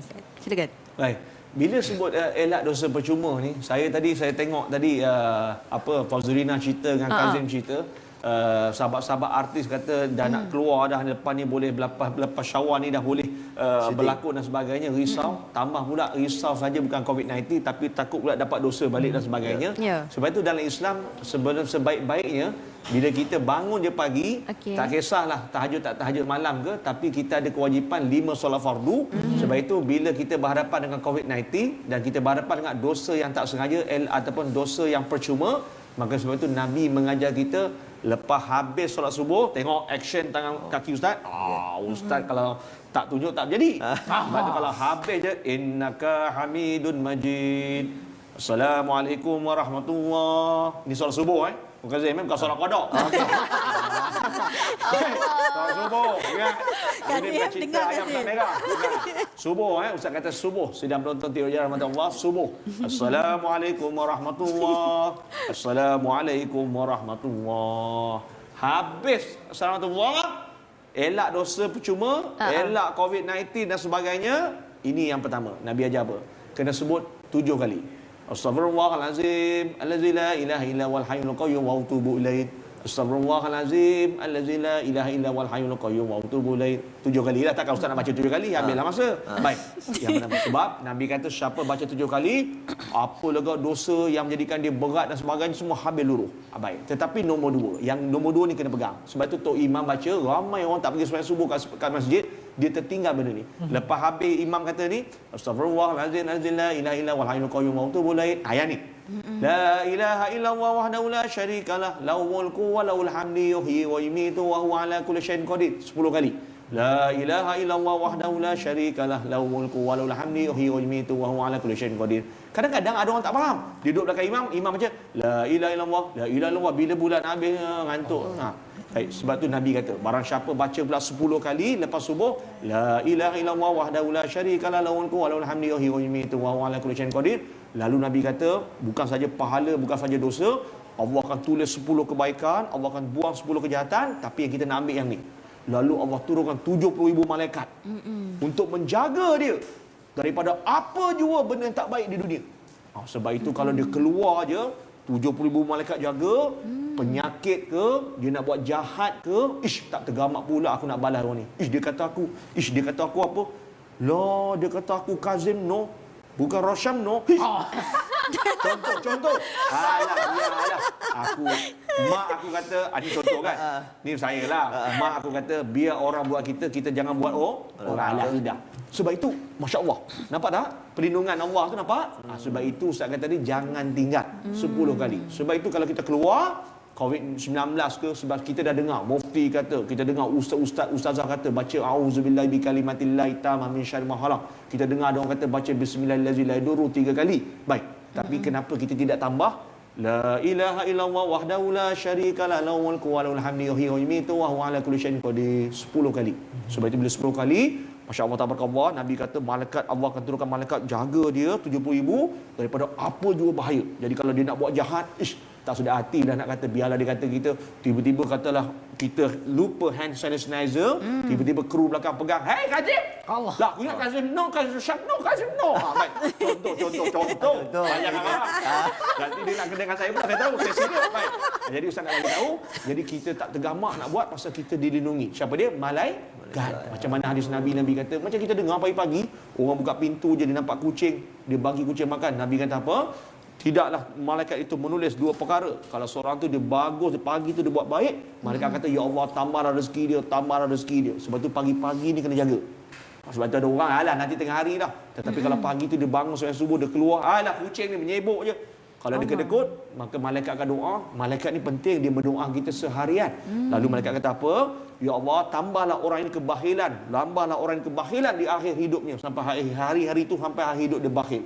Sebab itu pagi-pagi dijaga, antaranya baca tadi 10 kali. Jadi sebab itu kalau kita dah cerita panjang banyak, nak baca Qul Huwahad, Qul A'udzu Birabbil Qul A'udzu Binnas penting, tapi yang ini sangat penting. Saya tengok ramai orang tinggalkan. Sebab itu kalau satu tok imam ni, sahabat saya di Masjid Negeri Seremban, dia kata, Ustaz, saya pelik Ustaz, bila baca la ilaha illallah wahdahu la syarikalah lahul mulku wa lahul hamdu yuhyi wa yumiitu wa ala kulli syai'in qadir, orang tak baca, tak ikut, kadang ada yang tidur.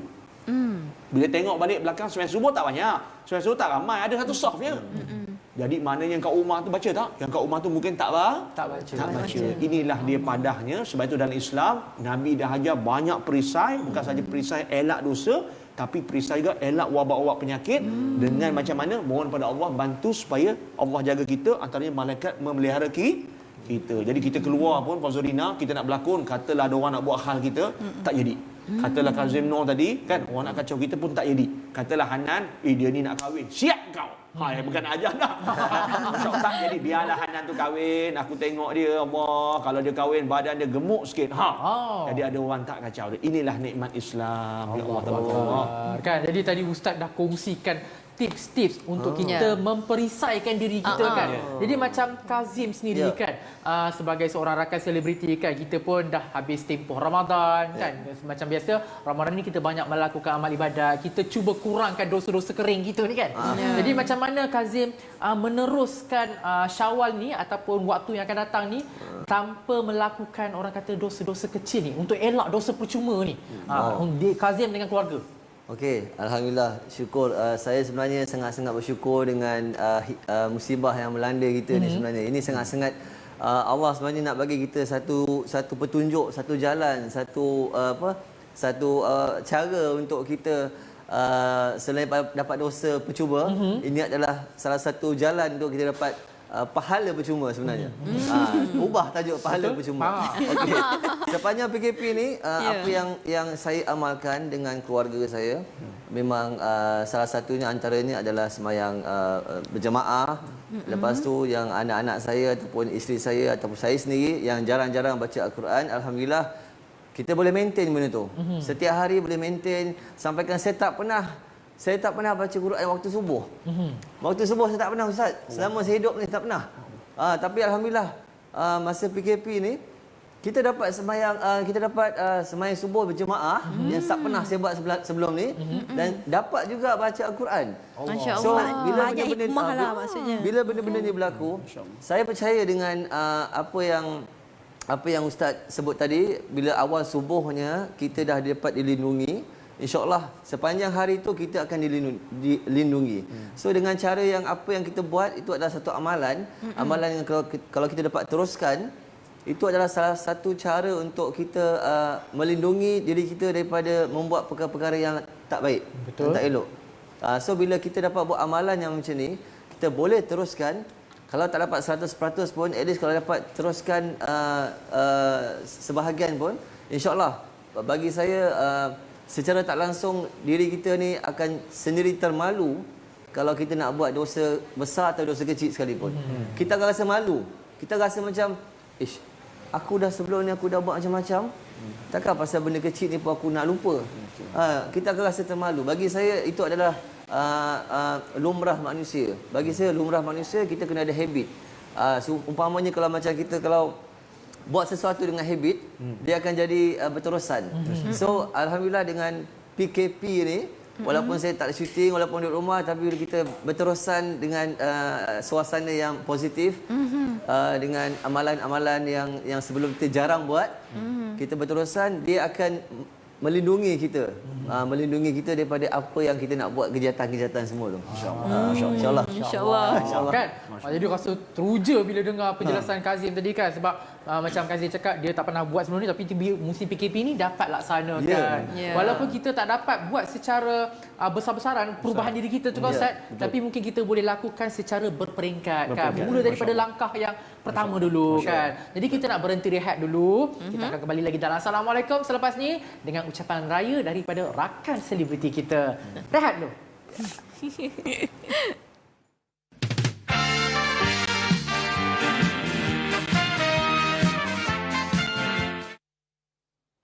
Alhamdulillah kembali lagi dalam Assalamualaikum special raya ketiga kan. Jadi kita pun dah bersembang dengan Ustaz pasal hukum hakam, elak dosa percuma. Kita pun ada rakan selebriti kita Kazim dan juga Nina kan, pelakon Bos Mama Kirim Salam yang sedang udara di TV Al Hijrah sekarang. Jadi kita nak juga dengar kan, mungkin ada ucapan raya daripada mereka semua kan. Jadi kita nak mulakan daripada Ustaz dulu lah, sebab Ustaz yang bertandang dulu. Rumah terbuka Assalamualaikum kan. Jadi kita mulakan dengan Ustaz. Ustaz yang makan kuih dulu. Kan? Jadi sahabat saya Anan, Sofi, Kazim dan Fazurina. Jadi yang pertama kali terima kasihlah pada TV Al Hijrah, penerbit TV Al Hijrah, kaki tangan Al Hijrah sebab jemput Ustaz ke sini. Baik. Jadi di kesempatan ini Ustaz nak bagi tahu dalam ucapan hari raya ini tidak perlulah kita berlakon, tidak perlulah kita bermomok-momok muka ataupun kita berpura-pura ketika Ramadan. Sebab banyak orang tanya, Ustaz, masa Ramadan kita ni alim, kita ni hebat, tapi bila masuk Syawal macam tu juga. Sebab itu nasihat Ustaz kepada penonton TV Al-Hijrah di luar sana. Sebab tu kalau kita baca Quran, Allah kata apa? Auzubillahi minasyaitonirrajim, faqra'u mattaysara minhu, bacalah setakat mana yang mudah yang kamu boleh. Jadi sebab itu kalau kita nak beramal ketika malam bulan Ramadan dahulu, kita amallah setakat mana yang kita mampu buat. Kalau kita boleh sembahyang 2 rakaat sebelum Zuhur, maka kita boleh sembahyang sunat 2 rakaat sebelum subuh. Itu yang kita mampu, yang tu kita teruskan. Jangan kita buat ni, lapar kan, aku tahajud apa, tiba-tiba bila Syawal, masuk lepas Syawal habis, tak buat apa. Jadi nasihat Ustaz, sebenarnya hari raya ini, istiqamahlah, berteruskanlah buat amalan. Apa amalan yang kita boleh buat. Saya terkejut tadi Kazim Noh kata apa tadi. Dia kata bila masuk PKP, Bibi, saya boleh sembahyang Jumaat, boleh baca Quran. Itulah yang kita nak. Walaupun sedikit, dalam hadis Nabi Muhammad SAW, khairul amal, sebaik-baik amalan adalah amalan itu sedikit tapi berterusan, istimrar, berterusan. Jadi yang berterusan itulah yang Allah hisab. Jadi nasihat Ustaz sebenarnya Aidilfitri ini, teruskanlah amalan kita yang kita amalkan di Ramadan. Kalau tak boleh banyak pun, sikit pun tak apa, yang penting berterusan. Baik. Dan daripada Ustaz di TV Al Hijrah, sepanjang Ustaz menerajui rancangan Ustaz Pilot 3 musim. 3 musim alhamdulillah rating tinggi. Jadi Ustaz nak ucapkan terima kasih banyak kepada penonton-penonton TV Al Hijrah di luar sana yang menyokong rancangan Ustaz Pilot 3 musim di samping rancangan-rancangan yang Ustaz anggotai, antaranya Assalamualaikum. Jadi Assalamualaikum ini antara rancangan top terbaik pagi di Malaysia Jadi jangan ketinggalan. Sebab itu Ustaz lahir di Assalamualaikum dan Ustaz sentiasa di Assalamualaikum. Sebab itu Ustaz ucapkan sangat-sangat terima kasih. Jadi kalau ada penonton di luar sana yang banyak duit nak taja rancangan Ustaz Pilot Muzik Keempat pun boleh. Baik. Tapi di akhirnya Ustaz ucapkan bagi pihak keluarga, diri Ustaz yang tak dapat pulang ke kampung, di Kedah, di Johor, di Melaka dan semua negeri, Ustaz ucapkan bagi pihak keluarga selamat Hari Raya Aidilfitri. Maaf zahir dan batin kepada semua penonton yang WhatsApp kat Ustaz, yang hantar email. Ustaz ni bukan kaki WhatsApp, tak buka, tak apa. Ustaz ucapkan juga selamat Hari Raya, maaf zahir batin, mohon maaf tak berbalas. Tetapi Ustaz bagi tahu memang Ustaz bukan kaki internet, bukan Ustaz kaki telefon. Sebab itu Ustaz ni kadang-kadang ada kawan Ustaz tegur, Ustaz Don. Ustaz Ustaz Nur Hisham, Ustaz bukalah. Ustaz Nur Hisham daripada bukalah ni. Ustaz kurang, Ustaz Facebook pun tak ada. Jadi Ustaz bagi tahu di sini, Ustaz ucapkan selamat Hari Raya, maaf zahir batin, minta maaf siapa yang hantar tak berbalas. Memang Ustaz bukan kaki internet. Itu dia baik. Itu dia kan. Seronok dengar Ustaz punya ucapan raya ni kan. Tadi pilot dah bagi ucapan raya. So kita nak minta passenger business class pula bagi ucapan raya pada hari ni kan. Kita mulakan dengan Kazim. Silakan Kazim. Alright, okey, alhamdulillah. Okey, saya Kazim Noor. Saya ingin ucapkan selamat Hari Raya kepada semua keluarga saya, keluarga mertua saya, kepada adik-beradik saya, kepada adik-beradik mertua saya, adik-beradik ipar saya dan kepada semua peminat-peminat saya yang sentiasa menyokong saya. Sepanjang PKP ni Ustaz Nan, saya sentiasa buat live di Facebook hari-hari. Sebab saya orang berniaga juga. Saya buat live di Facebook hari-hari. Setiap malam, pukul 10.30 malam saya akan buat live di Facebook. Jadi saya sangat-sangat menghargai saya punya peminat-peminat saya yang sentiasa bagi sokongan pada saya. Jadi saya nak minta, nak ambil kesempatan kat sini, nak ucapkan selamat Hari Raya, maaf zahir dan batin kepada semua peminat-peminat saya, semua penyokong-penyokong saya. Kalau saya ada tersalah type ke, bukan cakap salah type, tersalah laku ke, tersalah kata ke, okey, saya minta maaf ampun, minta maaf zahir dan batin gitu. Selamat Raya. Okey, dan seterusnya masih lagi passenger business class. Ingat aku ekonomi dah. Jangan business class sebelah. Yang ekonomi tu saya dengan Sofi. Saya dengan Sofi ekonomi. Yalah tu kan dia orang rumah. Okey, Assalamualaikum. Saya Nina Fazurina. Nina nak ucapkan selamat Hari Raya Aidilfitri. Maaf zahir dan batin kepada terutama sekali kepada Ibu Nina. Walaupun Ibu Nina tinggal sekali dengan Nina di KL, tapi di live ni Nina nak ucapkan juga selamat Hari Raya dan juga maaf zahir batin Mama, kepada suami Nina, kepada mak mertua, kepada adik-beradik, saudara mara. Dan Nina bersyukur sangat sebab Nina di KL tinggal bersama dengan mak, dengan adik-beradik semua. So tak terasa sangatlah orang kata raya berjauhan dengan keluarga, ibu bapa semua kan. Tapi kepada yang lain lah, maksudnya saudara mara yang jauh, yang mana yang Nina tak dapat balik berjumpa macam selalu, berkunjung-kunjungan kan.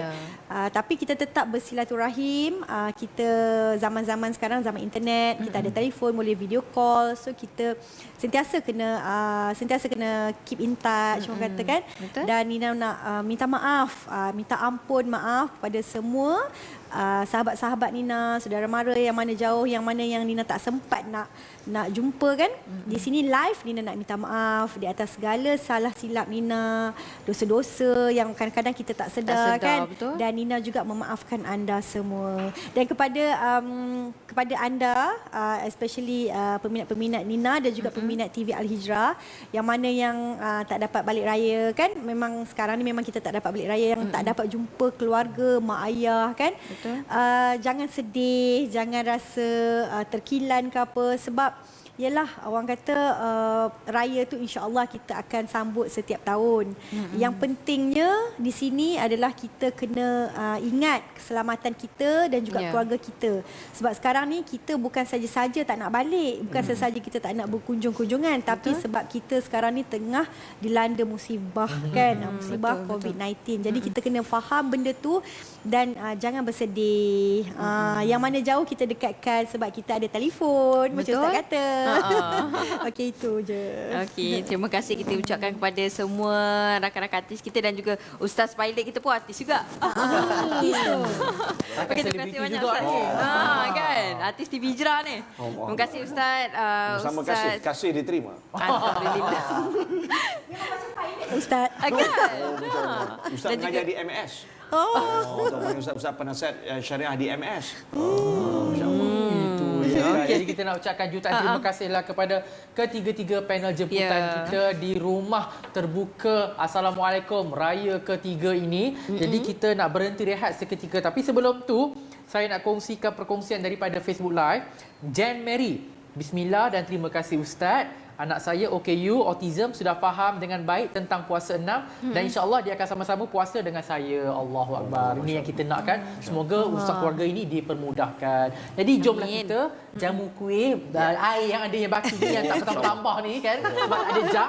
Jadi kita berhenti rehat seketika. Jangan ke mana, kembali lagi dalam Assalamualaikum selepas ini. Alhamdulillah, kembali lagi dalam Assalamualaikum Sofi kan. Kita dah sembang macam-macam dengan Ustaz Luqman, dengan Kazim, Betul. dengan Nina, dengan Faralina. Allahu Akbar, seronok raya ketiga ni kan. Betul, meriah sangat hari ni kan sebab kita ramai. Lepas tu kita berkongsikan tentang elak dosa percuma tadi. Betul. Kita selalunya memang suka benda percuma. Tapi bila dosa percuma ni, ya Allah, minta jauh lah. Minta dijauhkan. Kalau pahala percuma, yang itu kita nak. Tapi kan Sofi nak bagi tahu juga kan, tanpa kita punya penaja-penaja hari ini, tak lengkaplah raya ketiga Syawal kita hari ini. Bukan hari ini je, sebelum-sebelum ni pun kan, raya pertama, raya kedua, raya ketiga. Jadi kita nak ucapkan jutaan terima kasih kepada penaja kita hari ini. Yang pertamanya daripada biscuitkit.my. Dan yang kedua adalah Chocotum Enterprise. Dan Yang kemudian ketiga, Kriuk cookies. Amboi. Kriuk. Yang bersatu kriuk ni. Lepas tu Dan kemudian yang seterusnya Europopia. lepas tu kita ada kuih raya bangkit cheese. Ya, sedap ni. Tadi sambil tanya soalan sambil pegang bangkit cheese ni tadi. Betul. Lepas tu yang terakhir saya makan yang colourful hijau tu. Apa tadi?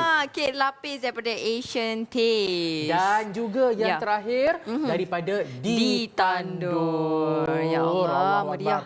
Macam-macam lauk disediakan. Terima kasih kepada Ditandur dan juga Encik Amir kerana menaja makanan dan juga kuih-kuih yang disebutkan tadi. Allahu Akbar. Semua sedap-sedap kan? Semua sedap-sedap dan makanan tadi Ditandur ada kuah kacang, nasi impit, ada macam-macam lagi lah. Ya Allah, saya pun rasa macam perut ni dah kriuk-kriuk dah. Ya kan. Sambil kita makan biskut kriuk-kriuk, kita pun nak juga penuhkan perut kita dengan makanan Ditandur. Masya kan. Allah. Dan tak lupa jugalah kepada penaja-penaja busana kami kan, bukan sehari ni je, sebelum ni kan. Dan juga mungkin mereka yang penaja-penaja sebelum ni kan, kita nak ucapkan jutaan terima kasih kerana tanpa anda tiadalah Assalamualaikum. Betul. Terima kasih kerana ambil peluang ini menaja program kami, menaja kuih raya, pakaian kami dan juga menaja makanan hari ini. Moga Allah memberkati segala urusan anda dan juga bisnes anda, insya-Allah. Moga dipermudahkan segala urusan untuk hari Betul ini. tu. Amin. Dan moga juga dilipat gandakan rezeki. Amin. Kan? Jadi bila dah dilipat gandakan rezeki tu, mungkin kita boleh membantu saudara Muslim kita yang lain. Mungkin ada yang kekurangan kan. Raya ni kita kena kongsi. Baru best kan? Baru kita sama-sama dapat pahala. Dan jangan lupa juga kepada mereka kena patuhi segala arahan kerajaan. Betul. Jarak 1 meter. 1 meter, betul? Lepas tu kena pakai face mask kalau berada di luar. Sentiasa basuh tangan Ataupun menggunakan hand sanitizer. Betul tu. Lepas tu ziarah hari raya hari ni ketiga dah tak ada. Tidak dibenarkan. Harap maaf. Tidak dibenarkan. Dan janganlah gatal-gatal nak balik kampung. Ya, betul. Tapi kalau macam Sofi, rumah mak tu di mana?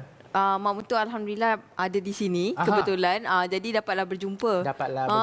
Di Putra Heights saja. Bagi yang ada di rentas negeri tu janganlah, kalau boleh kita elak-elakkan kan. Lepas tu ni saya nak baca juga daripada perkongsian di Facebook. Ada yang kata terima kasih Hanan Naiman Daiman. Ui, disebut nama Facebook saya. Dan juga Raja Sofi Raja Arif. Nama full name. Nama full name. Alhamdulillah. Lepas tu terima kasih tim Assalamualaikum Assalamualaikum. Lepas tu ada yang minta maaf, halalkan segala salah silap semua. Ya, sama ada kita. yang menggalakkan kita supaya berpuasa 6 kan. InsyaAllah. Dan banyak lagi lah perkongsian-perkongsian yang saya tengok ada di Facebook Live TV Al Hijrah ni. Jadi Ya. terima kasih bagi mereka yang menonton kami di Kaca TV ataupun di Facebook, Di Facebook Live. kan. Betul. Jadi harapnya dapat dikongsilah Facebook Live ni kan supaya sama-sama kita dapat manfaat. Di kesempatan ini juga Sophie ingin mengucapkan selamat Hari Raya. Maaf zahir batin kepada anda semua. Mungkin ada Sophie tersalah kata ataupun mengguriskan hati anda di luar sana. Jadi ampun dan maaf. Harap dipinta. Moga kita semua insya-Allah Raya tahun depan lebih meriah dan kita maafkan antara satu sama lain.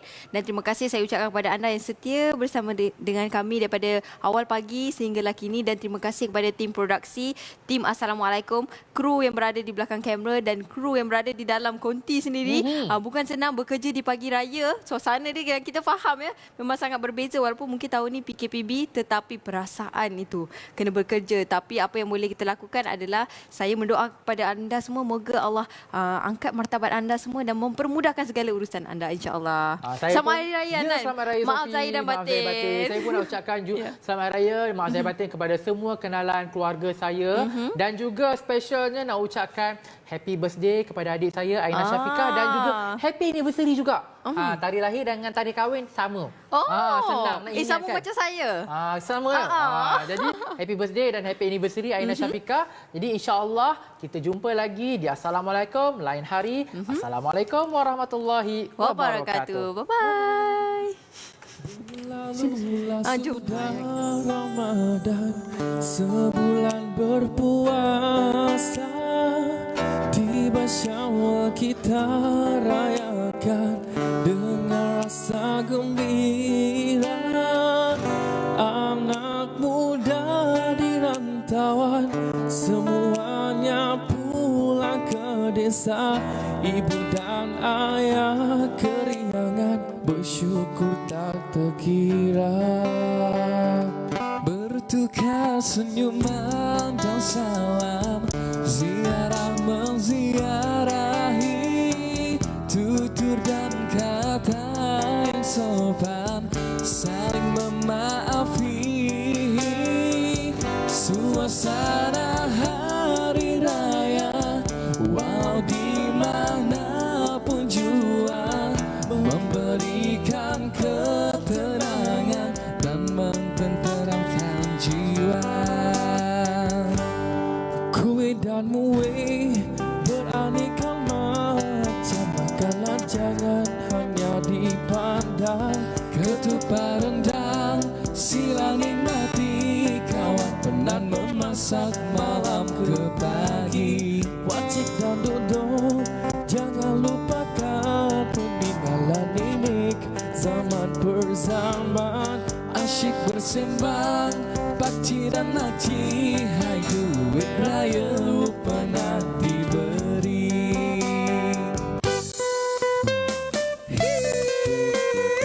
Selamat Hari Raya Aidilfitri, minal aidil wal faizin. Semoga berbahagia bersama keluarga yang tercinta.